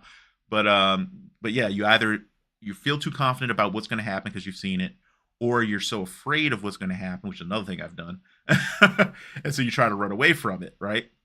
And Mat's basically saying, you know what, screw it. You think you saw this other thing and it didn't happen, so I'm just gonna like just ignore it. Just it doesn't matter. I don't care what you saw. I'm living my life, which was kind of what like she was telling Moraine you need to do. Just do your thing. If it's meant to happen, it'll happen, right? I mean, that's what destiny is. Destiny will happen whether you want it to or not. So just live your life. Uh, but yeah, so I really like that we kind of picked back that thread, you know. Um, I do think something interesting is about to happen to Matt though, because there's something that book readers were worried would never happen because of some of the ways that things diverged towards the end of the first season and didn't pick right back up in the second season. So they're like, "Oh, this isn't going to happen." Without spoiling anything, I definitely think that those things are still going to happen. They're just going to mainly happen in Tanchico. They were supposed to happen somewhere else, you know. So if you're a book fan and you're worried about that, I'm quite certain that's going to happen, um, and it'll be really neat to see. I'm wondering though, you guys, if some of you guys have seen pictures of Book Matt, you'll know that there's something that also that I'm expecting he will get in Tanchico. There's actually two things I'm thinking he'll get in Tanchico, but we'll see. But yeah, let me know what you guys thought of this episode. What you think of the depiction of Tel'aran'rhiod so far. What things you think were real, what things you think were not real, because that's the thing, it's the world of dreams, but some things in there are real things. you know, some things are just dream fabrications, right? Like dream constructs. Which do you think were real? Do you think which people and which good boys in Tel'aran'rhiod do you think were real, and which were just figments? I'd be very curious to hear what you have to say on that. What do you think about like the idea of the dead and people who may or may not have existed within the arches and stuff, were they real in Tel'aran'rhiod? Personally, and this isn't a spoiler, it's just my own personal belief. I think that all the dead that we saw in Tel'aran'rhiod were real. I think those were their, for lack of a better term, their souls, right? Um, Visiting with the people that love them, you know and I'm starting to get all verklempt again. So, um, but yeah, Megbert, though, if you know something for a fact from the books, or if you're revisiting this later when it's edited from future episodes or whatnot, do not just put naked spoilers in comments. Use spoiler warnings. Say like what episode you're spoiling or what book you're spoiling or whatever, and then 5 or 6 lines empty space so that just give things away for people who'd rather not know until they get there. Appreciate it. You guys are always good about it. So, but I just give these reminders for anybody who's new, just doesn't know how we do it. But yeah, thanks so much for watching this episode with me, guys. Really appreciate it. As always, do your best to stay safe and be well. And I will see you for the next one. By the way, tomorrow I'm going to be doing episode 10 of the 5th season of The Expanse as a makeup, because was trying to do episodes 9 and 10 of that season yesterday. And wait, was that yesterday? Yeah, yesterday. No, it wasn't yesterday. Wait, what day was it? I'm forgetting things. Yeah, yesterday. But there, yeah, I had some sort of crazy network issue happen right after doing episode 9, so I had to stop. So be finishing that out on Friday, and Dune Part 1 will be this coming Monday. It was supposed to be this Monday, but other issues got in the way. So yeah, it's going to be this coming Monday. So yeah, join me for that. And yeah. What's I saying? Oh, yeah, anyway. Thanks for joining me. Bye-bye. And yeah, let's check up on chat real quick before we end this, because I'm sure I missed quite a few things. But yeah, grandma was definitely a wise one. I would agree with that. And I still actually remember a conversation I had with her when I was about, I don't know, 10-ish, I think. Um, wasn't that long before she died, I think. But I remember like just we were talking about visions and the shared dreams we had and all that kind of stuff. And because back then I would have dreams all the time that they would come true pretty quickly afterward, usually within a couple days. And I was telling her about that, and because I started to understand that certain experiences I was having were not standard, shall we say, that most people did not have those types of experiences. And I remember the funny part was she told me, "Oh, yeah, that those sorts of things are perfectly normal. They happen a lot in our family. And she kind of chuckled. And she said, the only thing that's weird about it is that you're a boy. And I was like, what do you mean? So apparently in my family, it's was pretty common for people to do the whole dream walk thing, seeing the future thing, and all that kind of stuff. But almost always it was the girls. And grandma was a Native American from Cherokee and the Blackfoot tribes. And she also joked and said, well, if we were, if this was the past and we were with my people, you would be sent off to be raised as a shaman. And and I just thought that was kind of funny. When I see stuff like this, I think back to certain things, and I don't know. It was very interesting. Um, I also try not to read too much into the fact that like I'm terrified of snakes, but I love foxes. But yeah, let's see, like Blandy, you have lucid dreams all the time, but never confirmed to be shared or prophetic. Yeah, you can only really confirm them by talking to other people. Like I wouldn't have believed it either unless I always had like I'm like honest to a fault. So like if I believe that if I have a dream that feels a certain way, because that's the thing. So like certain types of dreams, they feel different ways. Like the ones that would come true later had a certain feeling to them. And so I would know to look out for certain things because those dreams felt a certain way. And like yeah, I'm a lucid dreamer too, though. I honestly think those things are connected to each other. I think that like if you are a lucid dreamer, maybe you start paying attention to some of the things that pop up in your dream that you're not controlling. Maybe some of them are from the future. I don't think there's anything metaphysical about that. You know what I mean? I don't think it's supernatural. I think there are certain physics elements of how consciousness works that we just don't have all the data to understand yet. One day we will learn how certain information gets processed by the brain that would appear to break standard causality. I'll just put it that way. But I don't really think that it's actually anything supernatural happening. Um, but yeah, it was definitely interesting. There, uh, the prophetic ones were funny because, like I said, most of the time they were just completely mundane things. Like like I wouldn't dream about like something that was super useful. You know what I mean? Like I remember one time, like I woke up and I immediately went to the kitchen because in my dream that I had just had, I had walked into the kitchen and my grandma was there and she was making, I forget what she was making, but she was making a specific thing. And the thing that I remember being weird about the dream was that there were candy bars stuck to the fridge like magnets, right? And so I got up all excited and ran to the kitchen. My grandma was there making the thing that she was making in the dream. But of course, there were no candy bars stuck to the fridge, and I remember being really mad. And I was like, "Where are the candy bars?" My grandma was like, "What are you talking about?"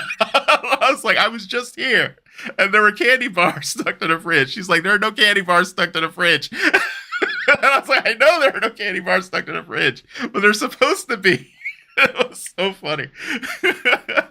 So yeah, sometimes like you'll see something, but like it's not 100% accurate either because obviously like you add some of yourself to it too. And I apparently really wanted some candy at that moment.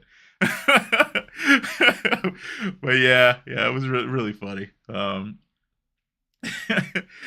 I hadn't thought about that for a while, but yeah, yeah, the wise woman thing that was true. Like, did I tell the story? I think I told the story about how like my birth was predicted, right? Like, there was a guy that was a friend with my grandma that everybody called Voice of Experience. And he was just this random dude that just wandered the land, basically, as far as I know. And everyone always said that he and my grandma were soulmates, but they were never in a relationship together. They just were really close in a weird sort of way. He would just sort of show up every now and then. But he knew my mom was pregnant with me before anyone knew. Like no one knew she was pregnant at all. He just like randomly walks up to her one day and tells her he tells her this one will be trouble. And starts laughing. And yeah, she went and told my grandma, and my grandma immediately grabbed her and went to the clinic to get her checked to see if she was pregnant. And she was with me, which is kind of funny. Yeah, my mom was like 15 years old when that happened. Anyway, I don't know. I'm sure TMI is today's stream. I guess it's TMI stream. Um, but yeah, I really enjoyed this episode. It was really cool. Um, yeah, Rand is 19, is now marked up with tattoos, the Cinnabon on the belly, and the burn on his hand. That's true. Uh,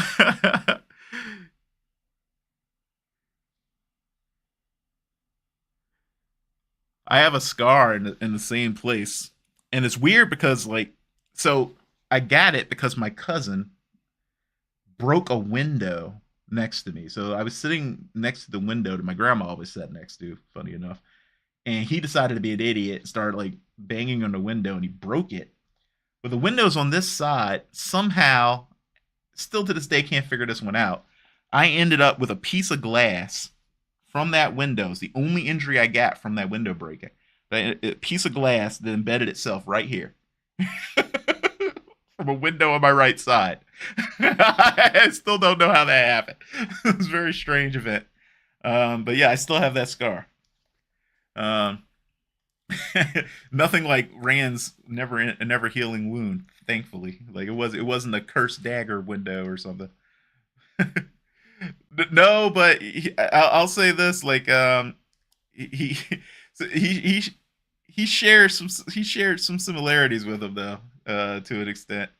I think my little brother probably would have been a lot more like Matt though, because he was always, well, no, but then again, they were both always chasing girls. Two were some girl obsessed boys. um, it's weird, some of the echoes, like my mom's name is an anagram of Shail. I've shared this before. It's actually true. And I told her one day, I was like, you are like a little Aiel person sometimes. Because like I remember, like, so when she was younger, actually I think this is around the same time as she was pregnant with me. A boy in her class called her a name. My mom is this tall. Okay, she's like 4'11", and back then she probably weighed like just over 80 pounds. And the boy that decided to mouth off to her was on the football team. Like he was like a linebacker on the football team, and he decides to mouth off to her. My mom grabbed one of those like old timey chairs that they have in schools, the ones that are like combination desk chairs, and hit him with it. And basically proceeded to beat him up with a freaking chair. So she's always been like that. It's the funniest thing. Like my mom is such a hothead. She would get mad at me for telling that story probably, but she really is like my mom. I was always like the super calm one. My little brother and my mom were super hotheads, and I always used to tell them it's because they were tiny. Like I was a big, like a large person. I was always like really dense and everything, and I wasn't very large until I got into my late teens. Like I didn't get any of my size until then, but I was like always dense and weirdly strong, like freakishly strong for my size. But like my little brother was very small, and my mom is very small, and those two just so much temper in them. You know what I mean? Like, like remember like Marty McFly, where it's like if you called him chicken, he would have to do something. Yeah, maybe possibly fail too, right? But it was just the funniest thing. Like with me though, it's like it takes so much effort to get like a physical, like to get me violent. I always tell people, it was like, to get me violent, you have to work at it. If you get me to the point where I am reach for violence, you've earned it. You know what I mean? It's like, because I try so hard not to be violent. It's just my nature. Like it's really hard for me to be violent. And it's like, like I would think like even in my dreams it was funny. Like I would get frustrated because like, some how like when you before I could lucid dream, I had nightmares like anybody else. Now I don't. If I have like a nightmare, I just change it because once you realize you can lucid dream, usually that knowledge never really goes away. But like like even in my dreams, I could never punch anybody with full force. Like I would always hold back. And I've literally my entire life, I have never in my entire life hit someone as hard as I could hit somebody. It's just the weirdest thing. Um, but I also like I don't seem to get injured when people hit me. So I don't know. I guess it doesn't really matter. Like I remember like, I've been hit in the head with pipes before. I've been kicked in the face with boots. Nothing. But like if you can see this, I don't know, well you probably can't, but I have a scar right here. It's the only scar aside from the piece of glass that hit me from the weird window over there. I have two scars on my body that were given to me by other human beings. This scar on my lip, which was given to me by my little brother when he was like not even a year old, and the scar on my side that was given to me by my cousin when he broke that window. And the scar on my lip happened when I was asleep on the couch at my grandma's house. I was like 5 years old. My brother was probably just turned one, and I just suddenly got like this sense of impending doom, right? So I snapped awake because I suddenly felt like I was in danger. And I looked to my side, and my brother is standing there with one of those Fisher Price toys that you push around and that have the little things in them that go pop, pop, pop, pop, pop. They pop around when you're pushing it on the floor. He's got the thing raised above his head like an axe. and before I could do anything, he brought it down right in the middle of my face. My mom moved superhumanly fast because I was jumping out of the couch, blood everywhere. Like I wasn't gonna hurt him. He's my brother, but like I was mad, and my mom just like made it through two whole rooms of the house, got between me and him, was like, "Don't you hurt your brother." But yeah, those are my two scars from other human beings. But I've been attacked in so many different ways growing up where I grew up, because I grew up in a rough part of the DMV, and but those are the only two scars I've gotten. They both came from family. Yeah, weird, weird. I don't know. Getting weird conversations today. You guys have learned all sorts of weird things about me today. I don't have any dragon tattoos though. I have no tattoos at all. I wanted to get tattoos when I was younger, but my mom made me promise that if I ever got any tattoos, they had to have the word "mom" in them somewhere. Let's see. Liv, I think I found a comment I missed. You think the first time in the dream, Lanfear said she was glad Egg was there and planned for her to see Rand kissing her. Yeah, I agree with you. She definitely knew she was there. Um, Rosa, dreams are private, not to the Dreamwalkers. And to be fair, I don't. Well, I guess I can't speak for anyone else who can do these sorts of things. But I've never intentionally invaded anybody's dreams. It just happens. Oh, good point. I missed that one. Light blinded. Egwene has her braid again, and she was holding it briefly. Yeah, that was very good. All night though. Oath compulsion. I wonder if we'll ever get to find out what the Oath original purpose was. It'd be so funny if it turns out it was like, I don't know, like you know what it probably was? It probably was for people entering like contracts. It's like, oh, I'm getting a new credit card, and then you put your hand on it and say you'll pay on time or something silly. Uh, Lane is done with Matt.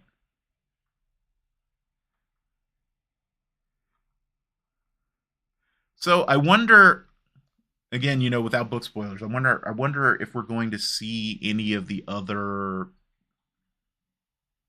things we see in Tel'aran'rhiod in the books. I'm really hoping we do, especially certain individuals. Yeah, my little brother got into trouble so often. I still remember like he would run home. He would start fights, and then he'd run, and he'd run back home with the people who wanted to fight him, and then like basically run up to me and then turn around and be like, "Yeah, what are you guys gonna do?"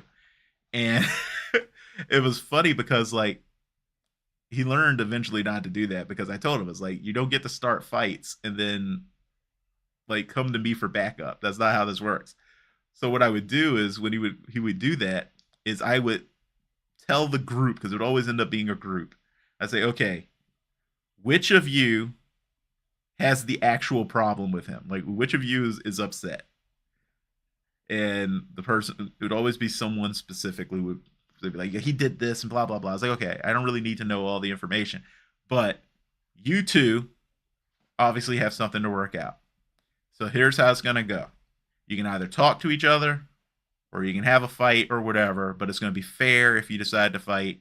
Nobody's gonna do anything weird or crazy. None of you other people are gonna interfere, and I'm gonna stand here to make sure that that's how it goes.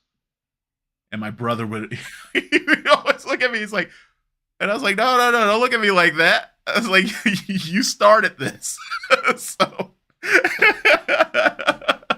so yeah, you don't get to just like run away and get back up when you start something. That's just not how it works. But yeah, I miss him, man. He was my little peanut.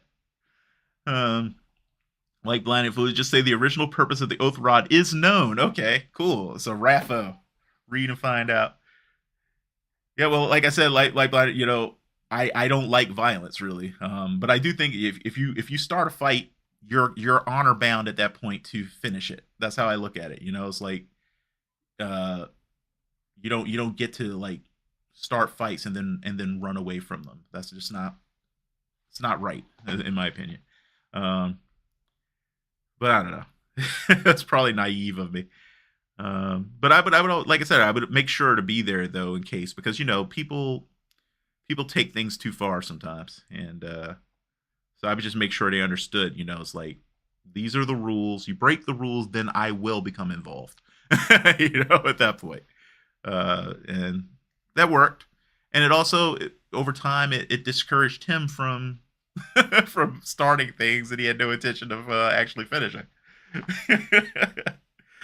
I still do that though. Like I did that when I was in security too. Like I would like get in the way. People would start fighting, and I would like just get in there and make sure they understood that there will be immediate consequences if this continues. Now you have a decision to make. uh, what's the next episode about? See, this was Tel'aran'rhiod, right? I think they released. I want to say they released the name for the next episode, right? It was like oh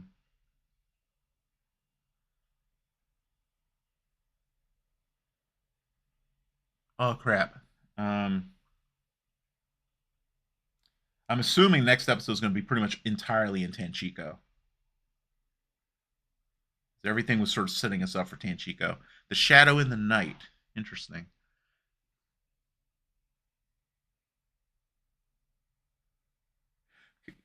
I probably should have. Well, I mean, I can always edit this stuff in later because it's like I am still recording, but like I'm guessing because we're going to be in Tanchico, obviously Black Asha's. I mean, I would assume they're still there. We know Magi is hanging out with them, though they don't know she's there.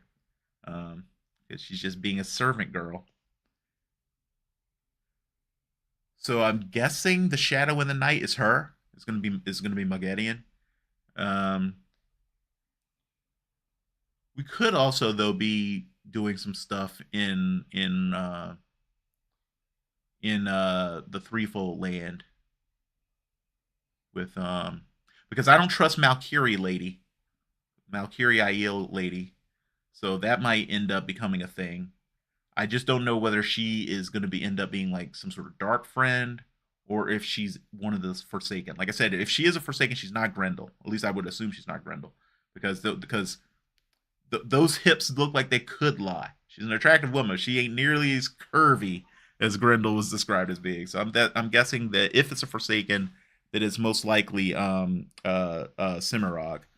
Um, but it might just be a dark friend. But I could be wrong altogether. Maybe I'm just being unfair and mistrusting this poor woman for no reason. But I don't trust her at all.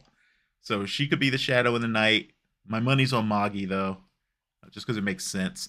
And I don't think they're going to drag out the whole servant thing because, like I said, this season has definitely been all about just doing the thing. They're really not drawing out much. They're just it's like here's the thing that's happening. This it's suspicious or whatever, and here's what it means. And I actually kind of like it. We're not hanging on too much, just like we had with Ravin. We didn't hold the reveal of the fact that he was a Forsaken for too long. We literally just like they introduced him, gave you just enough to start going, I don't know if I can trust this guy, and then said, nope, you can't trust this guy. You and the whole thing with Elida and that whole plot to get information out of Black Aja, they went right into it. So yeah, I think we're definitely gonna just have Moggy revealed as an actual Forsaken to the Tanchico Black Aja right away. And probably we're also going to have conflict between their group and Elaine and Nynaeve and Matt and Min right away as well. And it'll be interesting to see how that plays out. And I guess in a way, if depending on how sneaky they try to be, the Shadow and the Night could even refer to our guys, right? Because I would expect, especially Elaine, is going to not want to try to directly confront the Black Aja. So maybe they'll try to do a little sneak action, and there'll be the Shadow of the Night. Who knows? Could also refer, to Lanfear. We got a lot. Writers love their multi-use titles, so maybe we're talking about Lanfear confronting Egwene. So yeah, because we'll probably also still spend some time with that arc too. We're not just going to let that lie, I think, for an entire episode. So mostly Tanchico, maybe a third of the episode being Egwene versus Lanfear in Tel'aran'rhiod, and then I think that brings us into our finale, basically, right? The two-part.